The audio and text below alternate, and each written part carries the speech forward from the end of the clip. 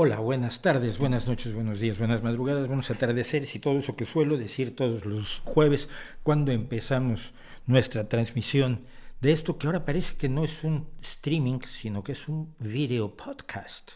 Entonces esto probablemente es un video podcast. Hice una encuesta en Twitter, a ver cómo va, para ver si esto es un video podcast o es un streaming. Y de momento me dicen que lo que tenemos es un streaming. Entonces esto sigue siendo nuestro streaming hasta este momento, en lo que diga la encuesta. Muchas gracias por acompañarme. Esto es El Rey va Desnudo, su emisión en vivo semanal, y yo soy Mauricio José Schwartz, que siempre se me olvida decirlo. Y luego, brothercitas y sistercitos, resulta que nadie sabe quién soy. Como si fuera importante quién soy. Bueno, muchísimas gracias, deseamos, por acompañarnos. Como siempre, tengo que pedirles su apoyo para seguir adelante, porque el canal va, la nave va, como decía Federico Fellini en una maravillosa película, pero la nave va como va y tenemos planes, tenemos ganas de hacer cosas. Gracias, por cierto, un saludo especial a quienes ya nos escuchan en formato podcast. Subimos los episodios 119, 20 y 21 como pilotos. Ya la semana pasada subimos el 122 el viernes, si mal no recuerdo.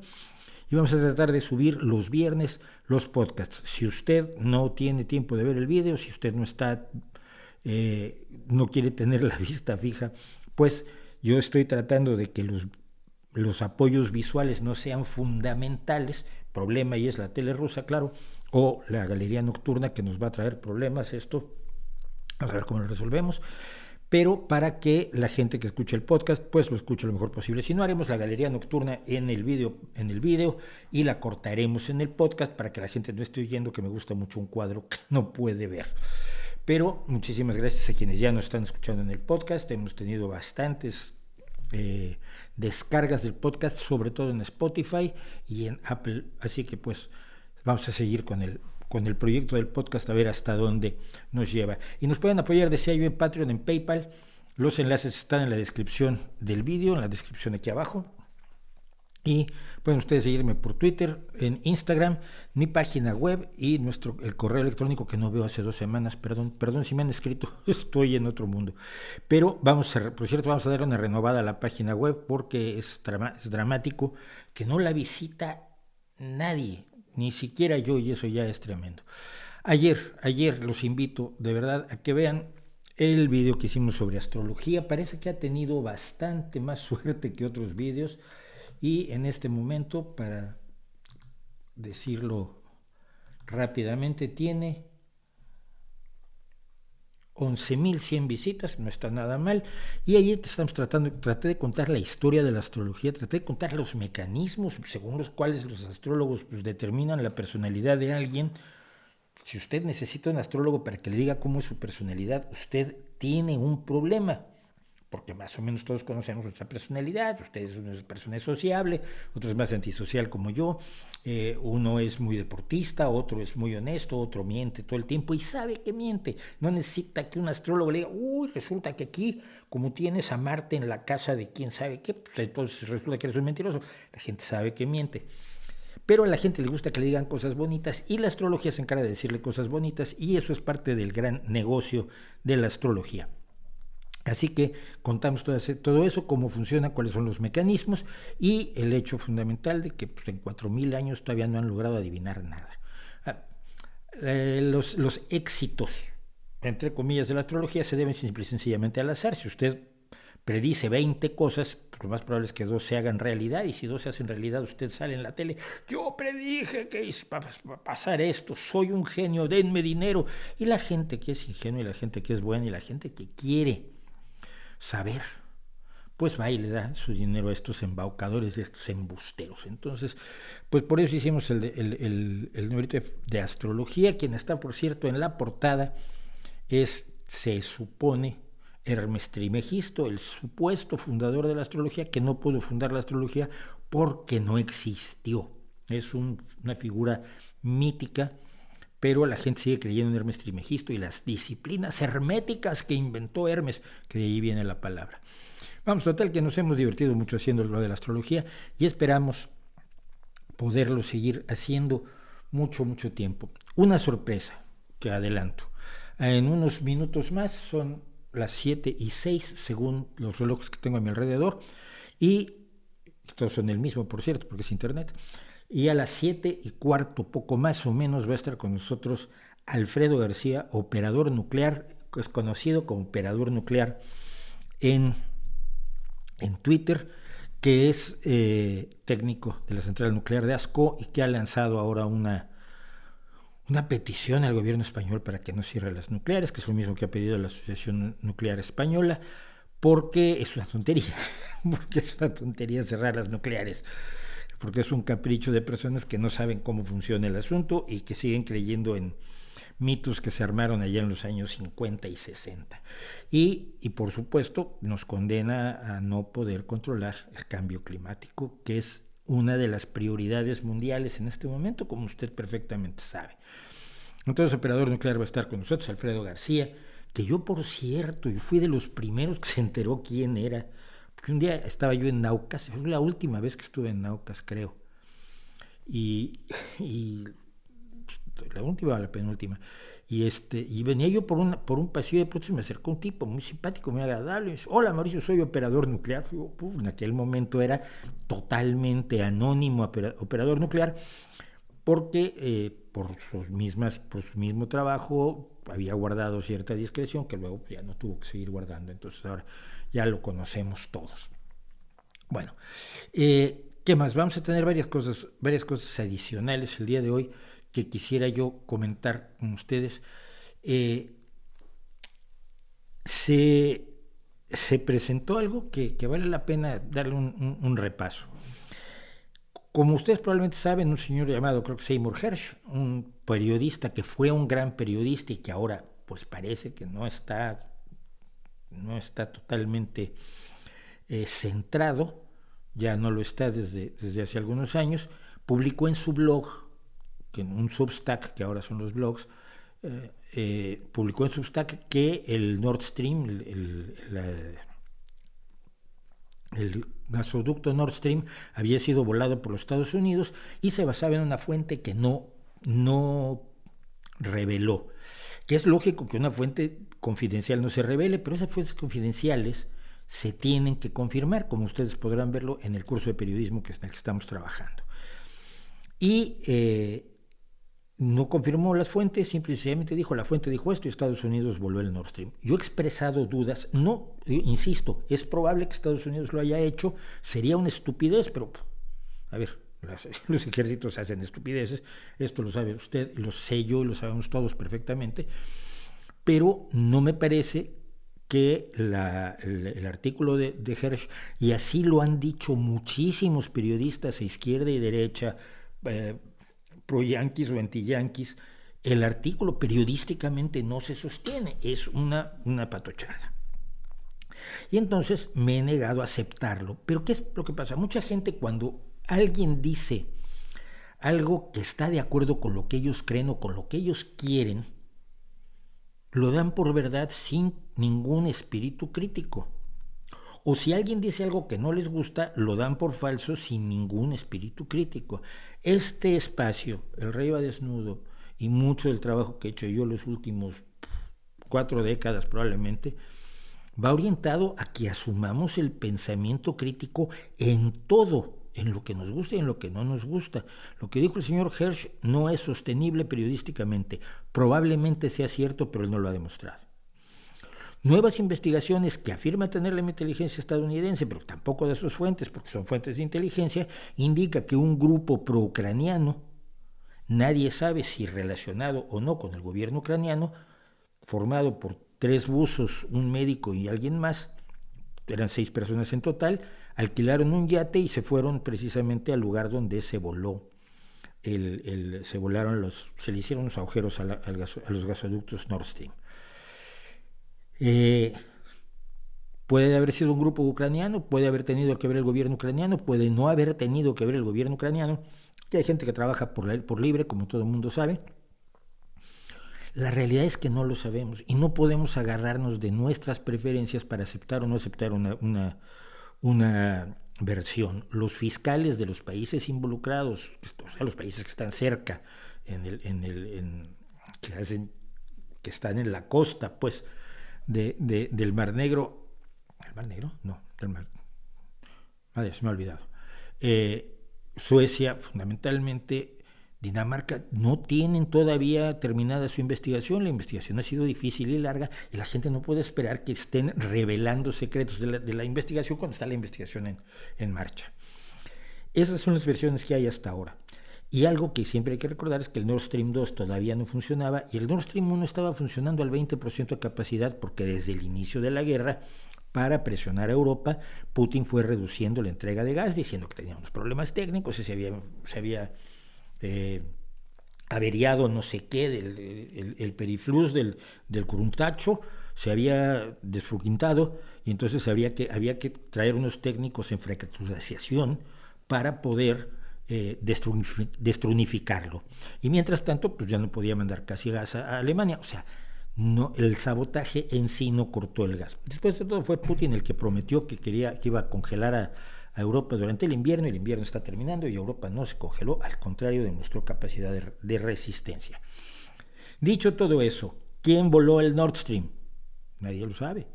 Y tenemos que admitir que nadie lo sabe, que hay algunas personas que preferirían que hubiera sido Rusia, pero como dicen los propios investigadores, Rusia no tenía ningún motivo, ninguna razón para volar el Nord Stream, porque lo estaba utilizando precisamente como parte de su chantaje.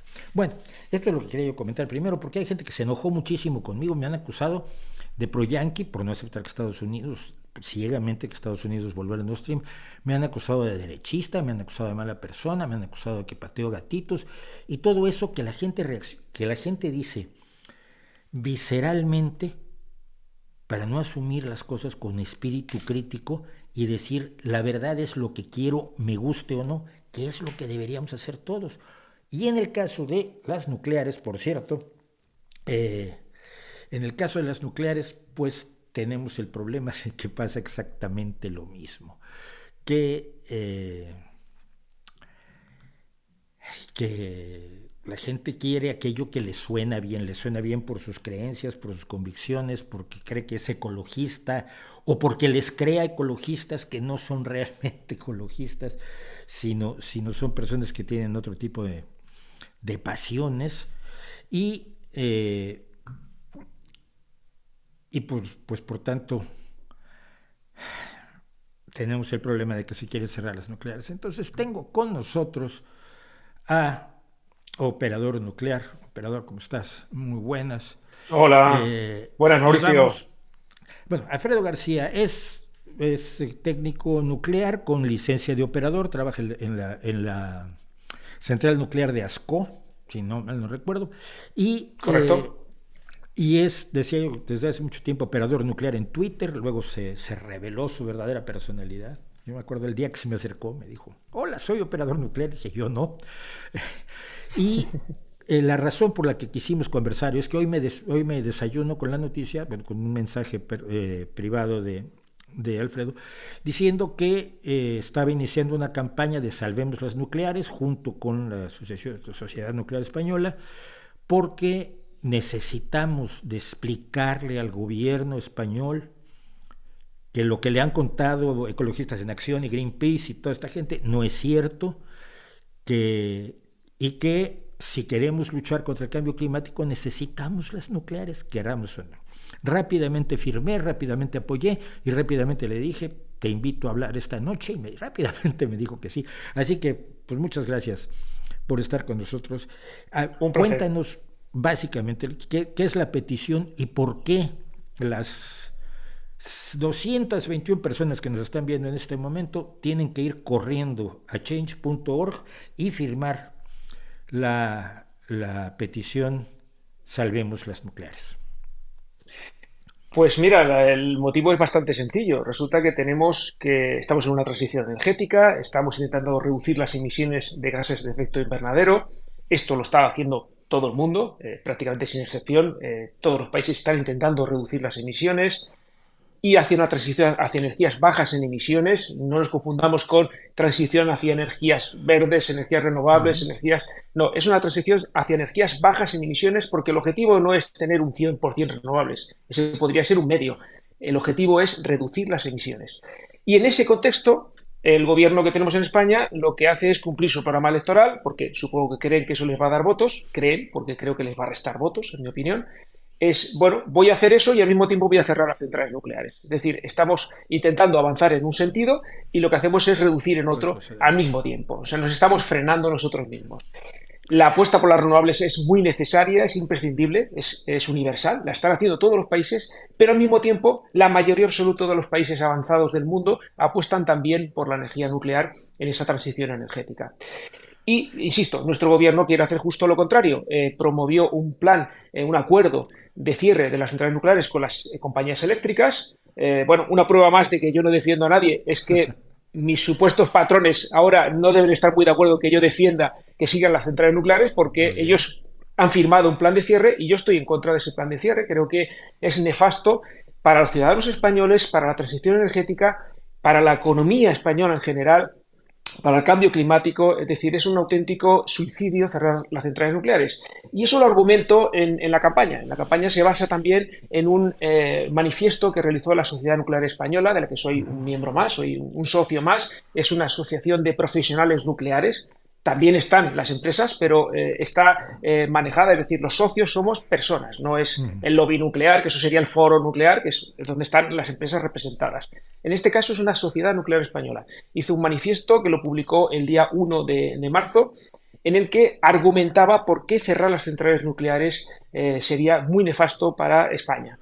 Me adhiero, lógicamente, a ese manifiesto, lo cito en el texto de mi petición de firmas, y lo que hago además es añadir una serie de informes, por ejemplo, un informe reciente del año 2021 de la Agencia Internacional de la Energía, donde dice justamente eso, que cuando cierren las centrales nucleares, España, cuando cierren, lo que va a hacer es tener mayor dependencia del gas natural, porque el sustituto de la energía nuclear no son las energías renovables, es el gas natural, es el que proporciona esa potencia constante que es necesaria para las renovables. Yo creo que la gente no entiende claramente esto. Le han dado la idea de que es posible que las renovables en este momento, ojalá algún día puedan, que en este momento pueden sustituir a las energías fósiles, y simple y sencillamente echando números no es cierto. Ahora, yo estoy en una posición muy similar a la tuya. Yo soy militante del Partido Socialista Obrero Español. Llevo mucho tiempo defendiendo al interior del PSOE que esta parte del programa y esta visión que se tiene dentro del partido, que es muy ingenua, muy de izquierda feng shui, muy de no estar informados, pero querer hacer el bien sin informarse, es un error. O sea que no estarán muy contentos conmigo tampoco en el Partido Socialista, pero creo que se puede razonar y se puede comentar esto. De hecho, perdona que te interrumpa, Sí, Mauricio. Hay voces dentro del Partido Socialista que también están hablando ya a favor de la energía nuclear. De hecho, no hace mucho estuve en la sede de los socialistas de Cataluña, invitado por los jóvenes socialistas de Cataluña para hablar de energía nuclear. Y la verdad es que fue un encuentro muy grato porque estaban muy abiertos, querían conocer, tenían muchas preguntas que hacerme y estuvimos más de 2 horas charlando y creo que fue un diálogo muy, muy constructivo. Porque al final lo que necesita todo el mundo es información, es conocimiento, es ciencia. Y luego a partir de ahí ya utilizar cada uno su propio sentimiento en base o su propia opinión, formarla en base a esa información. Y creo que hasta ahora esa información solo la estaban dando los que hablaban en contra de la energía nuclear por posicionamientos puramente ideológicos, políticos, económicos, pero nadie estaba hablando desde el punto de vista de la ciencia sobre la energía nuclear. Y bueno, creo que esto que estoy haciendo yo, que ahora cada vez también hay más gente que lo está haciendo, es decir, no solo estoy yo, hay mucha más gente que está colaborando conmigo en esta divulgación sobre la energía nuclear, están jóvenes nucleares, están Wind Women Nuclear, hay varias personas que están colaborando conmigo también desde su propia perspectiva. Hay un compañero que se llama Fran Ramírez, que es instructor de operadores, que es un auténtico crack, que también me está ayudando mucho, Manolo Fernández Ordóñez, otro divulgador. Es decir, cada vez somos más personas en las que estamos hablando de la energía nuclear desde el punto de vista de la ciencia. Y casi todos han pasado, por cierto, por este canal. Han estado jóvenes nucleares, ha estado Fernández Ordóñez, por supuesto, y si me falta alguien habrá que traerlo. Y yo voy a tratar de que tengamos una reunión por Zoom con Juventudes Socialistas aquí en Gijón, si es posible en toda Asturias. Pero El argumento principal que quiero que nos des, yo sé que lo has explicado amplísimamente, pero en 3 pinceladas, con lo que te va a salir Ecologistas en Acción siempre o Greenpeace, que se han vendido como gente que está buscando hacer el bien, cuando en realidad lo que tienen es una ideología neoprimitivista muy, muy, muy fácilmente desmontable, pero donde van a ir siempre es a los residuos nucleares. Están muy contentos de que los residuos de las fósiles se lancen al aire. Eso no tienen problema. Yo tengo aquí junto No hay problema. la central de carbón de Aboño, que es la que nos dota de energía eléctrica que estoy utilizando, y tiene una chimenea que apunta contra mi casa, ¿no? No, que apunta contra todos, pero vamos, que esos residuos, que también son radiactivos, debo decir, se lanzan al aire. Pero siempre te van a salir con que no los residuos de las eólicas, no los residuos de las placas solares, que son sumamente contaminantes, sino los residuos nucleares. En 3 pinceladas, ¿por qué el argumento de los residuos no es aceptable, no es asumible o es, digamos, antiguo? Mira, lo que me suelen decir los ecologistas y los políticos que hablan en contra de la energía nuclear sobre los residuos es que dicen que no sabemos qué hacer con los residuos radiactivos. Eso es lo que suelen decir, es su argumento, ¿no? Yo también les suelo decir que yo no sé qué hacer con un bisturí. Entre otros motivos, porque no soy cirujano. Es decir, sé que existen los bisturís, sé que alguien los utiliza para operar, pero sinceramente no opero a personas, yo opero reactores nucleares y yo manejo residuos radiactivos. Entonces creo que es mejor preguntar, como estás haciendo tú, a las personas que manejamos residuos radiactivos. Lo primero, saber el volumen de residuos radiactivos que tenemos en España. Hice un cálculo recientemente y me salía un cubo de 14,5 metros de lado. Ese es el volumen de residuos radiactivos de alta actividad del combustible usado, es decir, los más radiactivos, los más peligrosos que tenemos en España, ocupan eso, un cubo de 14,5 metros de lado. No, en toda la historia de la industria nuclear española desde los años finales de los años 60, principios de los 70. ¿Vale? Estamos hablando de esa cantidad de residuos radiactivos de alta actividad. Eso es lo primero. Lo segundo, es un sólido cerámico insoluble en el agua. Es decir, no es un líquido verde fosforito, no es un gas, no es explosivo, no puede explotar como una bomba atómica, no puede tener una reacción en cadena que se funda. Es decir, todo eso ya está descartado porque es un combustible que ya está bastante frío y que lo único que tenemos que hacer para protegernos de él es blindarnos de él. Es decir, hay un blindaje que primero está en unas piscinas, pero luego posteriormente se extrae y se almacena en unos contenedores que están preparados para resistir impacto de misiles, impactos de aviones, cualquier tipo de explosión, y ahí es donde está el combustible usado. Lo único que tenemos que hacer es blindarnos de él, no tenemos mayor riesgo, y además cuando estás alrededor de esos contenedores la dosis que tienes es la misma que tendríamos ahora mismo nosotros. Es decir, que se sabe qué hacer con los residuos radioactivos. Hay soluciones a más largo plazo, esta es una solución temporal, lógicamente. El almacenamiento geológico profundo es lo que está haciendo Finlandia, un país que tiene un consenso enorme desde el punto de vista no solo científico, sino también político, de qué es lo que hay que hacer con los residuos radiactivos y con la energía nuclear. Es un país que hasta los verdes ya apuestan oficialmente por la energía nuclear. Finlandia lo está almacenando, lo va a empezar a almacenar ahora en un almacén geológico profundo a 500 metros de profundidad. Esa es la solución para los residuos radiactivos. No van a necesitar supervisión ni mantenimiento una vez que estén almacenados, es decir, que los gastos se terminan en el momento que se selle ese almacén. Esa es una solución, es la solución de consenso internacional, pero hay otra solución que a mí me gusta más todavía. Esa creo que es correcta, no tiene ningún pero desde el punto de vista de seguridad, pero hay uno que me gusta más. En los reactores actuales solo aprovechamos el 5% de la energía del combustible. Eso significa que el 95% restante está ahí, almacenado, por eso es radiactivo durante tanto tiempo. Bueno, pues ¿por qué no convertimos ese residuo en un recurso?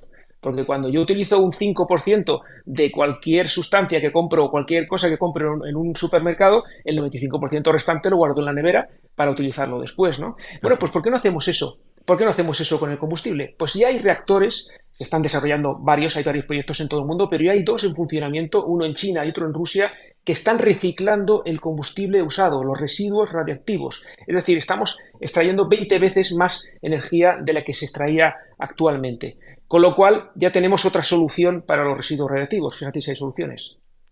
Sí, y por cierto, siempre me hacen recordar cuando hablas de las piscinas nucleares, cuando el desastre de Chernóbil, que Paco Castejón, concretamente de Ecologistas en Acción, a mí me dijo en la radio que había uranio elemental en las piscinas en contacto con el aire, en la piscina 2 de Fukushima, y que eso estaba creando una nube radiactiva que venía aquí a mordernos los pies.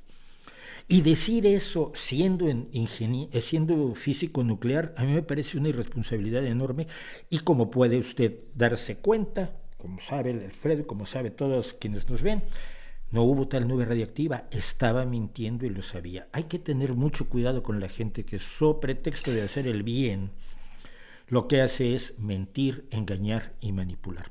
Alfredo, ¿alguna otra cosa? Bueno, una puntualización. Este señor Paco Castejonara es consejero del Consejo de Seguridad Nuclear, nombrado por Podemos, elegido por Podemos, y ahora está decidiendo sobre el futuro de las centrales nucleares españolas. Bueno, pues lo que hay que decir es que este señor, desde que está en el cargo, ha renovado la licencia de todos los reactores nucleares españoles. Ha votado a favor de la renovación de licencia de esos reactores. Y cuando le han preguntado en la revista del Consejo por qué lo ha hecho, ha dicho simplemente que ahora tenía una información que no tenía antes, que escucha a los técnicos y que los técnicos le aconsejan que las centrales nucleares le dicen que son seguras y que deben seguir funcionando. Al final, el resultado es el mismo. Cuando tienes más información y más conocimiento, pues actúas en consecuencia. Pero, cuando se dice que las decisiones políticas deben estar informadas por la ciencia, por los técnicos, por lo que sabemos, no se está hablando de una tecnocracia, no se está hablando de que los ingenieros y los físicos y los químicos estén tomando las decisiones políticas. Ni mucho menos. Las decisiones políticas tienen que tomarse con base en lo que sabemos. Alfredo, muchísimas gracias. Vamos a estar circulando la URL. Si no, ustedes en change.org solo tienen que buscar Salvemos las nucleares. Salvar los nucleares todo junto. Salvar las nucleares todo junto. Apóyenlo porque nos jugamos el futuro de todos. Alfredo, muchísimas gracias y seguimos en contacto. Muchas gracias, Mauricio. Un abrazo. Venga, hasta la otra.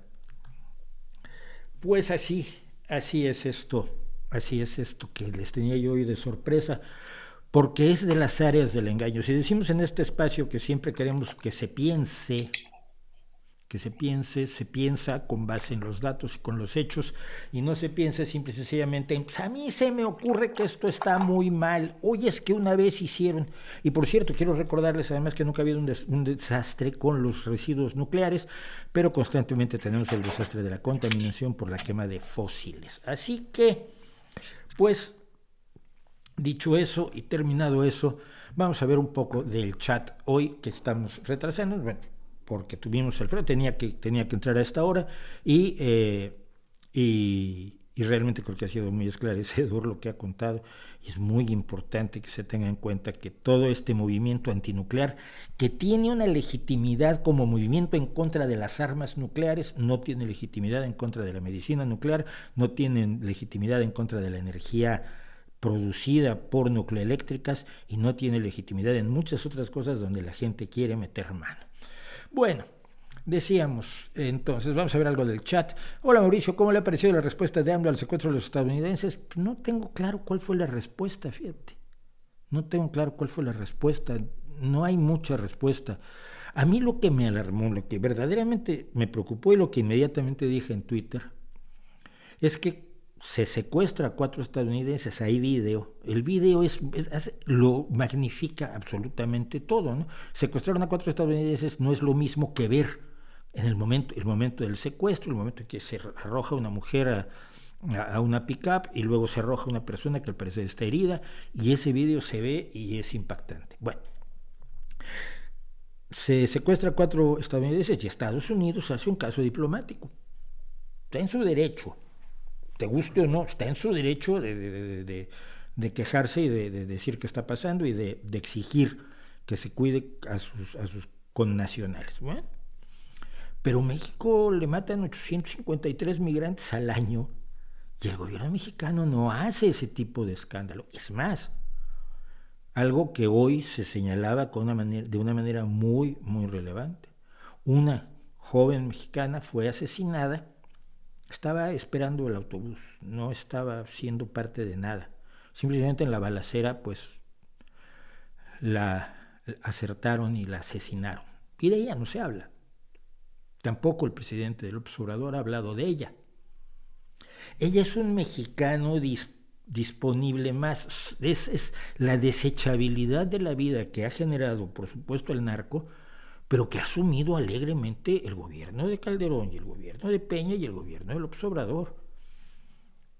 Los mexicanos son desechables. Hay muchos, 60 y tantos millones, 120 millones. Si matan a 20 tampoco te va a hacer un escándalo. La reacción del gobierno estadounidense a mí me parece lo más normal del mundo. No es normal la reacción de los republicanos que inmediatamente quieren meter ejército, que el ejército estadounidense entre a perseguir al narco. Y no por otra cosa, sino por cuestiones de defensa de la soberanía. Si se le ocurriera a México pedir ayuda, sería una cosa muy distinta a que un grupo de legisladores republicanos quieran que el ejército de Estados Unidos entre a México. Pero qué curioso que en cuanto se habló, los republicanos MAGA, trumpistas, cada vez más enloquecidos, en cuanto hablaron de que el ejército estadounidense entrara a México a perseguir al narco, no a quedarse con Sonora y Sinaloa, a perseguir al narco, inmediatamente salieron gallardamente en defensa de la soberanía nacional. Pero cuando Rusia ataca a Ucrania, entonces pues ahí que les déjenle la cuarta parte de Ucrania a Putin, total, se va a divertir con ella. Eso me parece un poco absurdo, como me parece absurdo gente como Álvaro Delgado, que dijo que los estadounidenses que vinieron a México venían a hacerse una operación de cirugía estética y sabían cuál era el riesgo al que se sometían. Oye, los migrantes mexicanos y centroamericanos también saben a qué riesgo se enfrentan cuando cruzan la frontera. Y los inmigrantes de África, cuando cruzan el Mediterráneo en verdaderas barquichuelas casi de papel, saben el riesgo al que se enfrentan. Y eso no hace sus muertes menos valiosas. Eso no hace sus muertes más despreciables ni cosa por el estilo. Eso es lo que me preocupó. La reacción del observador es ninguna. Es irrelevante. Porque todo lo va a llevar siempre a la idea de que lo están haciendo para perjudicarlo a él y a su gobierno. Así como dijo que las mujeres del 8M pues querían quemar Palacio Nacional, pero no porque estén molestas de que México sea el cuarto país más peligroso para las mujeres del mundo, que lo es. No, es que así las mujeres iban a lograr que ya no se hablara de la derecha, de la lucha contra la derecha que está haciendo López Obrador con media derecha metida en el gobierno. Hombre, por favor. Se animaría a hacer una galería nocturna sobre autores de cómic como Hal Foster, autor del Príncipe Valiente, o Winsor McKay, autor de Little Nemo.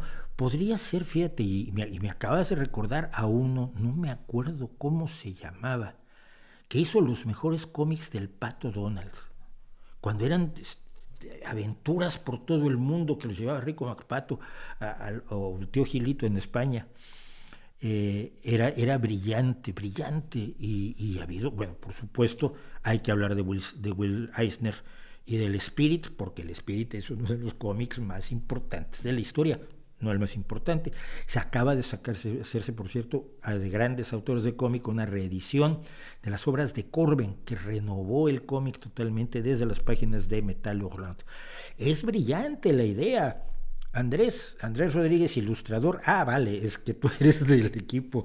Es buena la idea, y sí, vamos a hacer una galería nocturna de grandes autores de cómics, de grandes dibujantes de cómics. Pues no es lo mismo los autores que los dibujantes. Hay algunos que son dibujantes y guionistas, que es el caso de Will Eisner, pero hay algunos que solamente son ilustradores, y no solo de cómic, sino grandes ilustradores, porque claro, cuando pienso en Corben, tengo que pensar en Frank Frazetta, cuyas ilustraciones, cuyas portadas de ciencia ficción y fantasía fueron toda una época, además de que trabajaba para Playboy y para un montón de revistas, y dejó un estilo verdaderamente extraordinario, junto con otros ilustradores también de su época. Gran idea, porque del arte nos hemos ido a las artes gráficas creo que solo 2 veces, con Maurits Cornelius Escher y con ya saben ustedes que olvido nombres, y como no voy a olvidar el nombre de Alphonse Mucha, el maestro del Art Nouveau. Bueno, esto es muy bueno. Sobre lo que estábamos hablando, dice Andrés Alfaro Atonal: ¿qué opinas de la propuesta de invasión militar de los Estados Unidos a México? Nadie ha propuesto eso, tampoco exageres. ¿Sería necesario solicitar ayuda militar a China y a Rusia para derrotar al embate imperial estadounidense? ¿tú eres tonto? Y lo siento, de veras, Andrés, pero es que así lo tengo que decir. Si tú le pides ayuda a China, primero China no va a entrar en guerra por México, pero si tú le pides ayuda a Rusia, te vas a volver siervo, satélite de la tiranía enloquecida de Vladimir Putin, o de la tiranía, si le entrara, de Xi Jinping. Oye, no, yo creo que la defensa de la soberanía se hace precisamente para no tener amo, no para comprar un amo nuevo, ¿no? Entonces, es como bobo. Si tienes dos bandas de delincuentes y una te roba, vas y le pides a la otra que te ayude, pero te va a robar igual.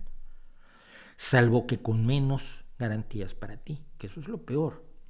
De los imperios que hay disponibles, el mejor todavía es el que tenemos actualmente. No que no sea mejorable, pero si tú prefieres estar como están los países bajo China o Rusia, pienso en el Tíbet, pienso en Chechenia,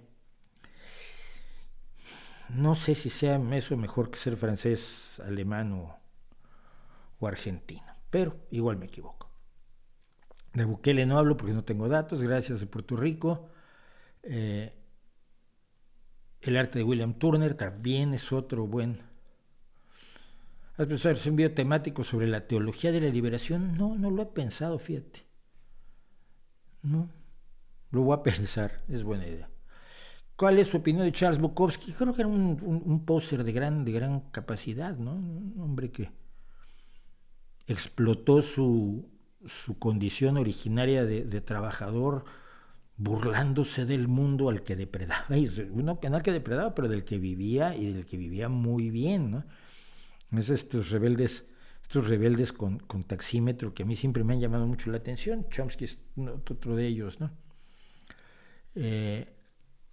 No he visto a Luis Estrada.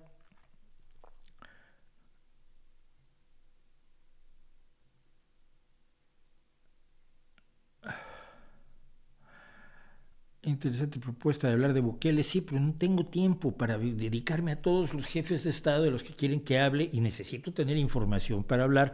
No vaya a ser que meta yo la pata. Porque además si meto la pata yo puedo pedir disculpas después, por los que se me echan encima con felicidad y alegría, porque han logrado demostrar que no soy perfecto. Sorpresa. ¿Qué les respondes a los que minimizan que Fox News acepte que mintió diciendo que al cabo todos los medios mienten? No, mira.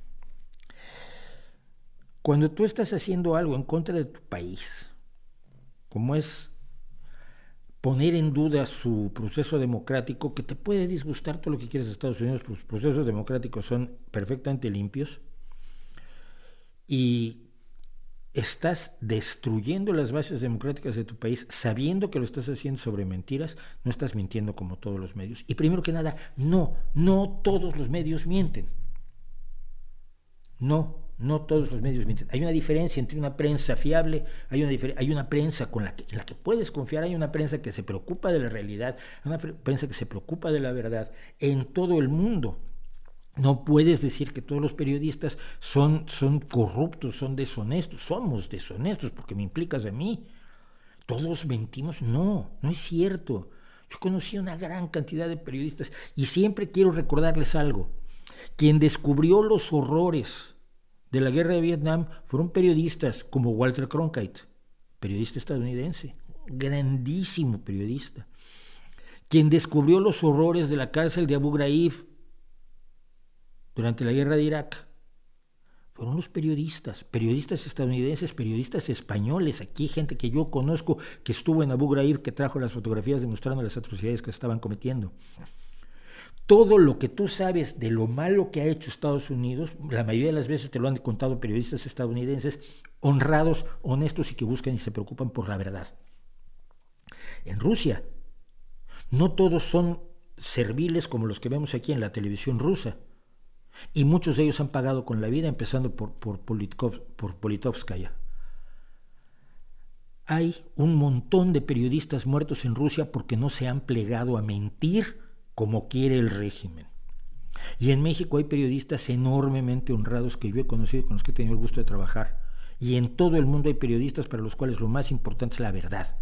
Y quien dice que todos mienten está entrando en el cinismo absoluto de negarse a comprender el mundo a su alrededor en toda su complejidad, con gente que miente por dinero, con gente que miente por convicción, con gente que miente lo menos posible, con gente que trata de contar la verdad y con gente que está dispuesta a morir y muere como periodista por decirle la verdad a la gente, porque cree que la gente tiene derecho a saber lo que pasa. Y periodistas libres e independientes que pueden tirar a un presidente como lo hicieron en Estados Unidos con Richard Nixon. Sustituir esa complejidad de toda la experiencia humana y de la honestidad de muchísimas personas por el cinismo de todos son iguales, todos mienten, francamente es de idiotas. Y no se puede decir de otra manera. Se puede decir de otra manera, pero trato de no decir palabrotas yo en esta emisión.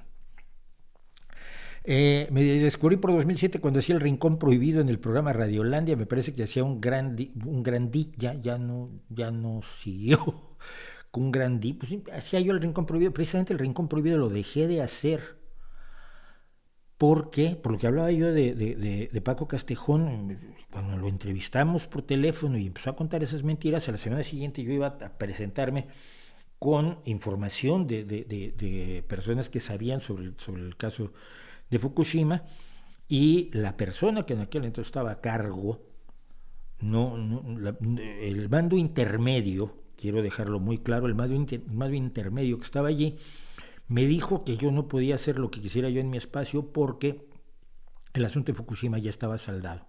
Que no está saldado hoy, y aquello fue en 2007, como tú estás contando. No me acuerdo cuándo fue Fukushima.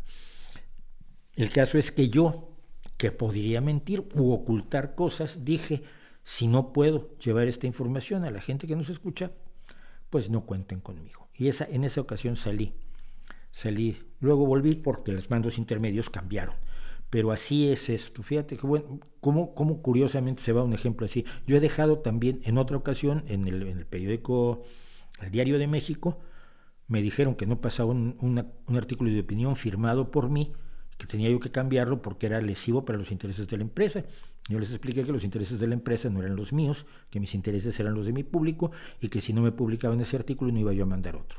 Y así salí de varios años de trabajo en la página de opinión del Diario de México. Es así de sencillo.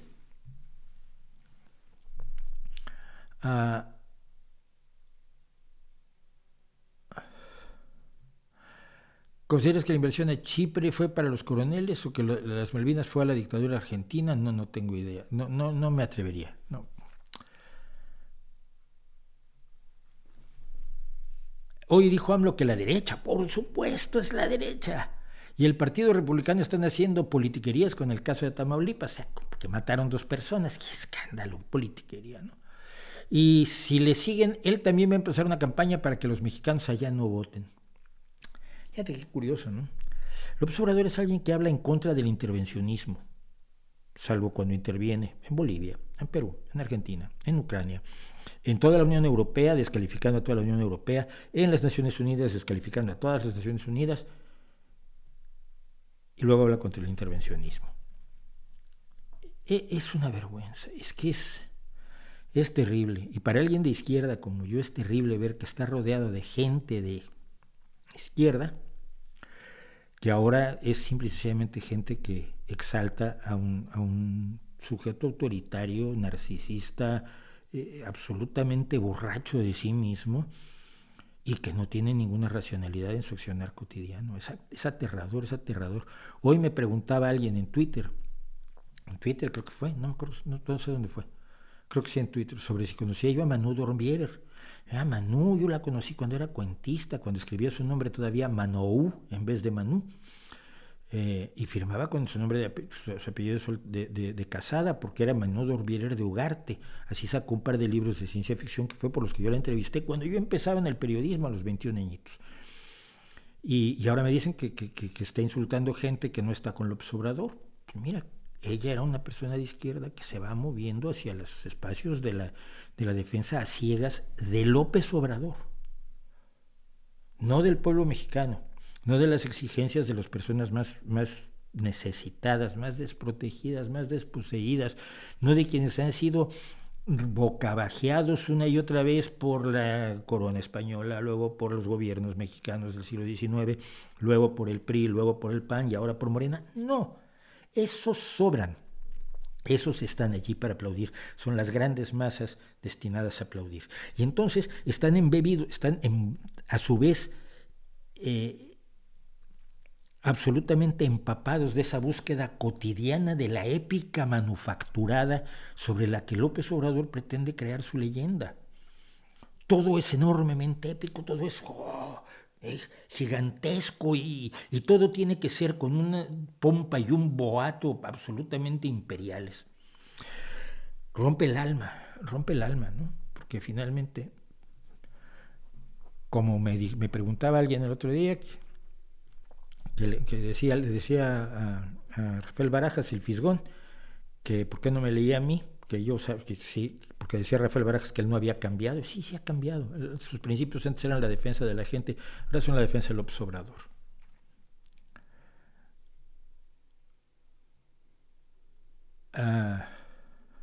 Una amiga mexicana está convencida de que se podría cubrir todo el consumo de maíz en el país solo con variedades tradicionales. ¿Cómo lo ve? Probablemente sí, siempre y cuando aumenten los precios al triple. Porque el bajo rendimiento, la baja productividad de las variedades tradicionales, que son tradicionales, muchas de ellas inventadas en el siglo pasado, no vienen de hace 2000 años, eso olvídenlo. Hace 2000 años había teocinte. Luego, la mano del hombre fue creando toda la variedad maravillosa de maíces de los que se habla en México. Toda esa variedad fue creada por la mano del hombre, por la selección artificial, por la manipulación de sus genes de otras maneras que los transgénicos, porque no se conocían, pero es manipulación genética de los maíces para tener las variedades que ahora llaman tradicionales. Y son caras. Son caras porque son poco productivas, porque son más lábiles a enfermedades, a plagas, y porque precisamente por eso se dejaron de cultivar en México, y precisamente por eso México tiene que importar el maíz forrajero. El 30% del maíz que consume México es de importación y es transgénico. ¿Por qué? Porque es el que es buen negocio. ¿No sería maravilloso que los campesinos y agricultores mexicanos tuvieran ese negocio? Que pudieran plantar esos maíces modernos, esos maíces también manipulados para resistir a las enfermedades, para resistir a las sequías, para ser mucho más productivos y por lo tanto ganar mucho más por su trabajo. No, los campesinos mexicanos están para doblar el lomo, para utilizar métodos del siglo XVI o XVII, como quiere María Elena Álvarez Bulla.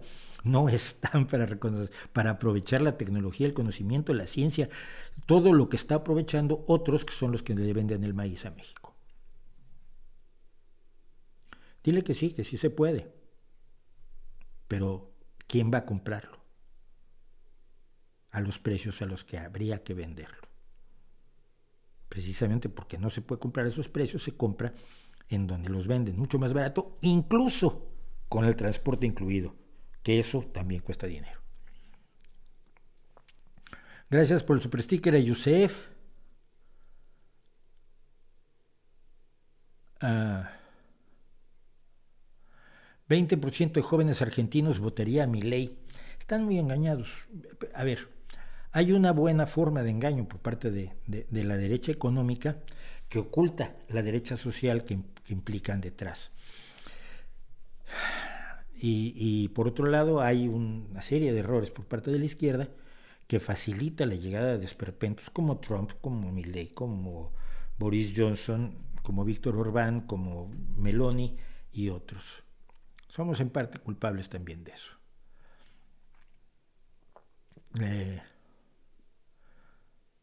¿Le gusta Leonard Skinner? Sí, fue un grupo que me gustaba, sin excesos. Gracias por que le gustó a Jorge Klee el vídeo sobre la astrología. Para usted, ¿cuál es la creencia más absurda que ha visto creer que a una persona?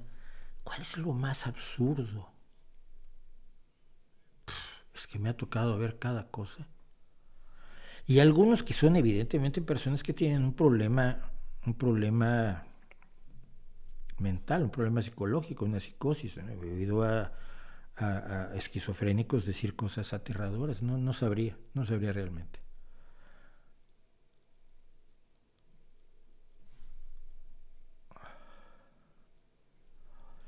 ¿Se ha atrevido alguna vez a leer a Hegel? No, no leo filósofos. ¿Para qué? ¿Qué me gano? ¿Qué obtengo? ¿Qué? No sí, obviamente leí algo de Hegel, pero me aburrió, como suele pasar. He visto que está en iVoox, pero la mitad de los enlaces no funcionan. Pues no lo sé, tengo que ir a ver. Porque claro, yo puse todo eso en iVoox, pero hace un montón de años y precisamente lo dejé de poner cuando salí de ahí. Luego seguía siendo El Rincón Prohibido como una especie de podcast de aquellos tiempos, pero no sé. Voy a ver qué pasa en iVoox. ¿Ha visto gente creer que las aves no existen o que Australia no existe, que el planeta Tierra es infinito, que el Sol es de metal? Cosas absurdas que sorprenden que haya gente así. Luego algunas son inventadas por alguien que pretende hacer una broma y se le sale de las manos. Hay una chica que el otro día lo vi y me parecía delirante sus vídeos, porque según ella Roma no existió y fue un invento medieval. En el medievo se inventó toda la cultura romana y las ruinas romanas, todas fueron manufacturadas en la Edad Media. Pues unas barbaridades extraordinarias. La chica es historiadora, en inglés. Y yo decía, bueno, esto es absolutamente delirante, ¿qué pasa? Era una broma, pero hay gente que se la ha creído. Ella estaba tratando de mostrar cómo se crean estas conspiranoias absolutamente absurdas y el asunto se le salió de las manos. ¿Qué opinas de Kemal Atatürk? Ojalá y estuviera por aquí, en Turquía, en lugar de quien está ahora. Bueno, vamos a ver una cosa que quería yo comentar desde hace una serie de días. Y se refiere específicamente a que a mi hijo, a mi hijo se le rompió un brazo. El viernes pasado, después del streaming, el viernes estaba yo grabando cosas del curso de periodismo en el que estoy. Ya llevo grabadas 6 de las 11 lecciones en las que va a constar, pero todavía me falta editar 3 de ellas, 4, más grabar las otras que faltan, las otras 5 y editarlas. Yo calculo que para abril-mayo vamos a lanzarlo. Pero no estaba yo aquí grabando un vídeo sobre la entrevista, precisamente, la lección sobre entrevista, y me llaman por teléfono. Hay que llevar al niño a urgencias. ¿Qué pasó? Nada, que estaba... A ver, mi hijo es baloncestista, pero estaba jugando fútbol. Entonces se le entrena a un grupo de benjamines o de alevines, no me acuerdo, de alevines creo. Él entrena los viernes a un grupo de alevines, luego se fue a jugar al fútbol un rato en lo que le tocaba a él su entrenamiento de baloncesto, y jugando al fútbol cayó, se detuvo con la mano y se rompió el radio. Evidentemente la caída fue fuerte. Entonces te lo llevas a Cabueñes, que es el hospital central aquí en Gijón. Estuvo en Cabueñes, en un par de horas salió ya con el brazo escayolado. O sea, primero lo atendieron en un lugar de urgencias que le dijeron ve al hospital. Lo llevamos al hospital, en el hospital lo vio la doctora, le tomaron una placa, se vio que tenía la fractura, se le redujo la fractura, se le puso la escayola y se le tomó una segunda placa para ver que estuviera bien reducida la fractura. Esto es un procedimiento absolutamente estándar. A los 10 días lo iban a ver, de hecho la semana próxima lo tengo que llevar para que le hagan una placa y una hora después lo va a ver un traumatólogo para ver cómo ha evolucionado la fractura. Si en un niño de 14 años, pues la fractura se curará pronto, esperamos, y sin mayores consecuencias. Pero me puse a ver qué pasaba si mi hijo se hubiera roto el brazo en Carolina del Norte o en Wapakoneta, Ohio, o en Wichita Falls, por no decir en Nueva York o en Los Ángeles, y me hubieran hecho un agujero importante. La consulta de la traumatóloga de urgencias, solo la consulta de la traumatóloga, hubiera ascendido alrededor de $2,500, 2,300 euros. Las radiografías entre 190 y 1,000 euros cada una. Y el yeso hasta el brazo, porque para evitar movimiento precisamente la primera etapa tiene el yeso hasta aquí, hasta la mitad del brazo, cubre el codo y el antebrazo y hasta obviamente la palma de la mano y alrededor del pulgar. Y Después probablemente se quite esta escayola y le pongan una solamente en el antebrazo para fijar el radio. Bueno, el yeso hasta el brazo, con codo y todo, unos $500. En promedio, lo menos que me habría salido es unos $3,350. Pero espere que tiene la otra consulta que va a costar unos $1,000, o que hubiera costado $1,000, y otra radiografía que podría costar otros 500. Entonces los 3,350 se me convierten en $4,850 más o menos, 4,400 euros. Si no tiene seguro, se entiende. Si hubiera requerido cirugía, nos vamos a los $16,000, pero sin mayor problema, por los sueldos que llevan los instrumentistas, el anestesista, el cirujano, todo el personal de asistencia, más lo que se lleva el hospital, las ganancias, las utilidades, los beneficios, el IVA y todo eso. Los $16,000 se dice. No se dice, revisé en muchos lugares, es más o menos el promedio de lo que hubiera costado el brazo roto si requiere cirugía, pero no la requirió afortunadamente. Entonces, estos $5,000 o $4,500 de los que se hablaba en promedio,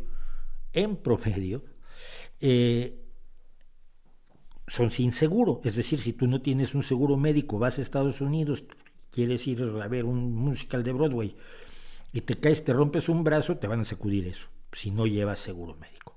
Pero si llevas seguro médico, bueno, si llevas seguro médico va a ser más barato, pero para poder asegurar a tu familia tienes que pagar unos $1,150 al mes de seguro médico, que no lo cubre todo, pero cubre mucho. $1,150 al mes. O sea, algo alrededor de 1,000 euros. Lo que pasa es que siendo en España el salario mínimo es de 1,000 euros, más o menos 1,000 y pico ya, gracias a los aumentos del gobierno actual, del Partido Socialista, siempre hay que decirlo. Si tú ganaras lo que gana el salario mínimo interprofesional español, que es bajo pero no es miserable, pues tendrías que ganar más dinero para pagar solo el seguro. O sea, no te queda ni para pagar la casa, ni para pagar la ropa, ni para pagar los alimentos, ni para pagar absolutamente nada. Todo tu salario es para el seguro médico. Pero con ese seguro de $1,150 al mes por la familia, este seguro no lo cubre todo, pero tienes un deducible. O sea, los primeros $500 los pagas tú, es el deducible. Ya lo demás ya lo pagan ellos con un 20% de coaseguro. O sea, los 3,350 en promedio de los que hablábamos se reducen a 500 euros que pagas de deducible, más el 20% de 3,350, que son $670. Por lo tanto, tú pagas 1,170 y el seguro paga 2,180. Pero tú pagas 1,170, además de los 1,152 que ese mes te toca pagar del seguro de seguro médico de toda tu familia. ¿Qué te parece? Yo por hasta ahora los autónomos, o sea, los profesionistas independientes en España pagamos alrededor de 330 euros al mes por la seguridad social. La seguridad social implica la atención médica cubierta totalmente de toda mi familia. Así necesiten un trasplante de corazón. Total. Más mi jubilación si algún día decido jubilarme, cosa que no veo yo muy probable en ningún momento dado, porque me aburriría yo como una ostra. Cuando en España nos cuentan que el seguro privado hay que tomarlo y que la sanidad privada es mejor, primero que nada no es cierto. La sanidad española es de una calidad altísima. Pero hay intentos por parte del Partido Popular de moverlo hacia el seguro privado. Y los que están llevando a cabo seguros, los que están en este momento vendiendo seguros privados, los venden baratísimos. Es una cosa maravillosa, increíble.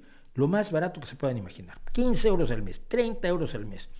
Hasta que les empiezas a decir, oiga, pero es que mire, es que yo tengo tantos años. Ah, bueno, no, ahí sale un poco más caro. No, ya, pero fíjese que aparte soy hipertenso. No, espérese, que eso va a salir más caro. Y mi hijo tiene asma. No me diga. Entonces, claro, empiezas a decir, bueno, ya con 500 euros al mes ya está usted cubierto. Pero si se llega a reventar, a perjudicar en serio, a disminuir en serio la sanidad pública hasta volverla poco fiable para una ciudadanía que hoy depende 100% de la sanidad pública y de una sanidad pública de una calidad absolutamente maravillosa, que están defendiendo los propios médicos, por eso estuvimos aquí también hablando de Elena Casado, el día que se logre hacer tan estrecha, tan inútil, tan inoperativa la sanidad pública, los seguros médicos no van a valer 30 euros al mes. Los seguros médicos privados van a valer, como en Estados Unidos, 1.100 euros al mes o $1.100 al mes. 900 euros al mes, ganas 1.200, muy bien, 900 son para el seguro médico y con 300 ahí vives tú y tu familia. Que vamos, no hay, nadie puede vivir con eso. Esa es la realidad de romperte un brazo en un lugar donde existe la sanidad pública universal, gratuita en la medida en que ya está pagada, es decir, que ya no me cobran adicionalmente a ella nada. La sanidad pública y universal cubierta con el pago de la seguridad social y los impuestos de todos, un seguro, finalmente es un seguro, entre todos pagamos los riesgos de algunos, no todos los chicos de 14 años se rompen un brazo. Otros chicos necesitan cosas muchísimo más complicadas, muchísimo más costosas, y también las pagamos entre todos como se hace en la industria del seguro.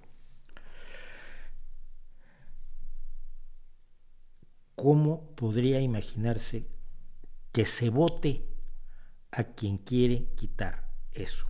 Yo no lo sé, la verdad. Reino Unido está sufriendo exactamente lo mismo y la sanidad española está en gran medida modelada sobre el National Health Service, el NHS, del Reino Unido, que también es admirable, maravilloso y estupendo. Donde además los médicos trabajan por vocación, porque no van a hacerse ricos como en Estados Unidos, porque no van a cobrar $2.500 por ver 2 minutos una placa de una fractura y decirle al enfermo, que usted hueso roto, venga, le voy a reducir la fractura, le pongo una escayola y le paso, le voy a reducir la fractura y le voy a hacer gorda la factura. Eso no lo tienen quienes tienen una sanidad pública. Y ojalá otros países tuvieran una sanidad pública medianamente eficiente, como las tienen algunos países, pero eso depende de a quién votes, y qué te prometa, y qué te cumpla, y cómo puedes exigirle que te cumpla a quien votas. Y ese es ya, por supuesto, otro problema. Pero en fin, esa es la historia de qué pasa cuando uno se rompe un brazo en los Estados Unidos. Vamos otro segundito al chat a ver qué más hay. Me gustaría conocer su respuesta a la pregunta que una vez le hicieron a Bertrand Russell acerca de la existencia del Dios bíblico después de morir. ¿Qué pregunta le harías? Si yo me muero y me encuentro en las puertas de Madreperla,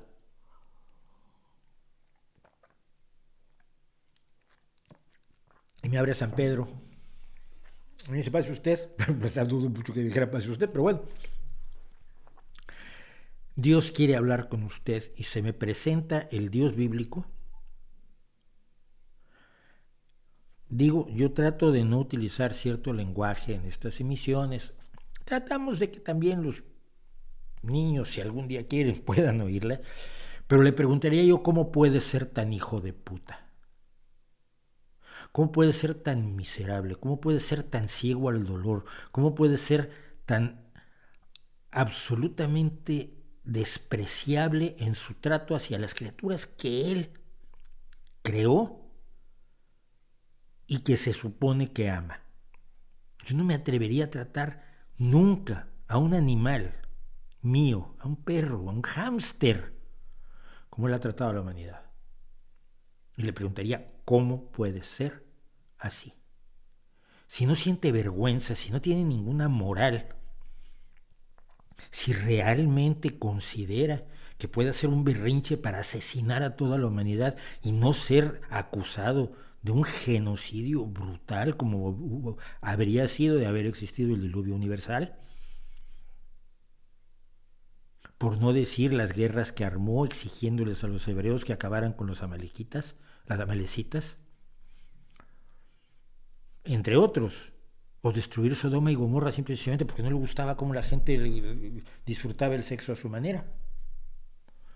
Pero a la esposa de Lot la convirtió en pilar de sal, porque pues, es divertido. Mira. ¿Cómo puede ver el sufrimiento y atribuirlo al libre albedrío cuando no tienen libre albedrío la mayoría de las víctimas, sobre todo cuando son niños? ¿Cómo puede dormir? Si es que duerme, si esta mi imagen y semejanza duerme, por lo menos unas 6 o 7 horitas cada noche. ¿Cómo puede dormir sin pensar en los horrores que ha lanzado sobre sus criaturas? Lo digo con toda la certeza de que tal Dios, sí, vamos, es imposible que exista y sería indignante que existiera. Respondí, me van a matar por esto de verdad. Muchas gracias a Paris González por hablar bien de mí. Change.org, a ver, vamos a ponerlo aquí. Vamos a ponerlo en la descripción del vídeo, pero bueno, si quieren lo trato de poner un segundo aquí.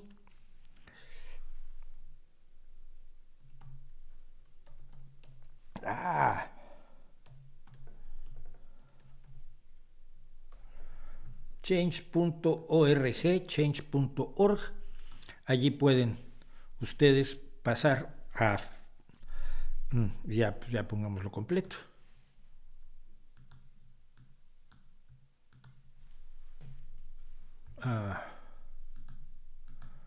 Un segundo.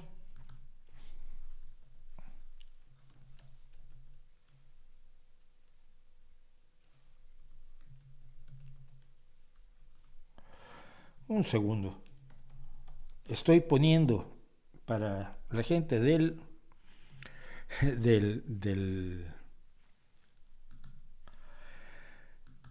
podcast Salvar la Nuclear, change.org, que es allí donde pueden ustedes ir a firmar la petición de Alfredo y de la Sociedad Nuclear Española, change.org. Gracias por firmar, Patricia Pascual Sainz, saludos desde México, muchas gracias, Alfredo. Le dan las gracias a Alfredo, Antonio Grael le da las gracias. La entrevista con operador. Gracias, Carlos Alberto. Basado en los datos, ChatGPT me confirmó que la quiropráctica sí es efectiva para aliviar dolores y la obsolescencia programada sí existe. ¡Qué bueno! Hombre, ¿ya viste cómo funciona el ChatGPT? Pues así es. ¿Crees en la legalización de todas las drogas? Creo en la despenalización de todas las drogas. ¿Legalización qué quieres decir? ¿Que sea legal que todo el mundo las consuma? No. Los menores de edad no pueden. Los mayores de edad sí, pero de preferencia estando informados, con mecanismos, gastando dinero, por ejemplo, en vez de combatir a las drogas, gastando dinero en informarlos, en tratar a los adictos, en difundir una información real, sólida y fiable acerca de lo que realmente hacen las drogas, de cuáles son las que son muy peligrosas, cuáles son menos peligrosas, cuáles son peligrosas, pero si eres Keith Richards puedes sobrevivir a ellas y eres el único, la verdad. Invertir, pues, lo que hoy se gasta en la lucha contra las drogas, invertirlo en la lucha contra las adicciones, en la lucha contra las drogas dañinas, por la vía de la información, la educación y la concientización, que es mucho más efectivo que la prohibición, como hemos podido demostrar en muchas ocasiones. Sí, creo que todas las drogas deben ser despenalizadas. Creo que los adultos, si están informados, pueden hacer lo que les dé la gana, siempre y cuando no perjudiquen a otros.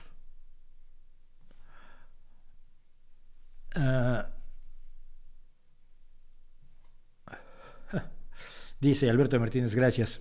Alberto Martínez, retrotinkerer, madre. Claro que los políticos tienen que tomar las decisiones basadas en los datos porque la razón no basta. Ese vídeo tuyo lo deberían ver algunos al menos una vez al año. Yo no creo que lo haya visto casi nadie. Hay unas 1,000 personas, 2,000 quizás. Dije que Juan Gómez Jurado no es muy buena persona. No, dije eso. No, probablemente algún comentario de él no me gustó, pero no dije que no fuera. No puedo decir eso de...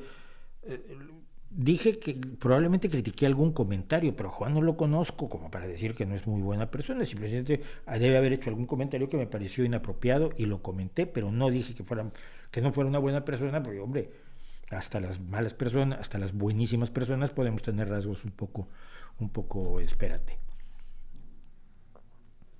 La obsolescencia programada la veo en casi todo, pero es casi imposible de demostrar. ¿Cómo? No.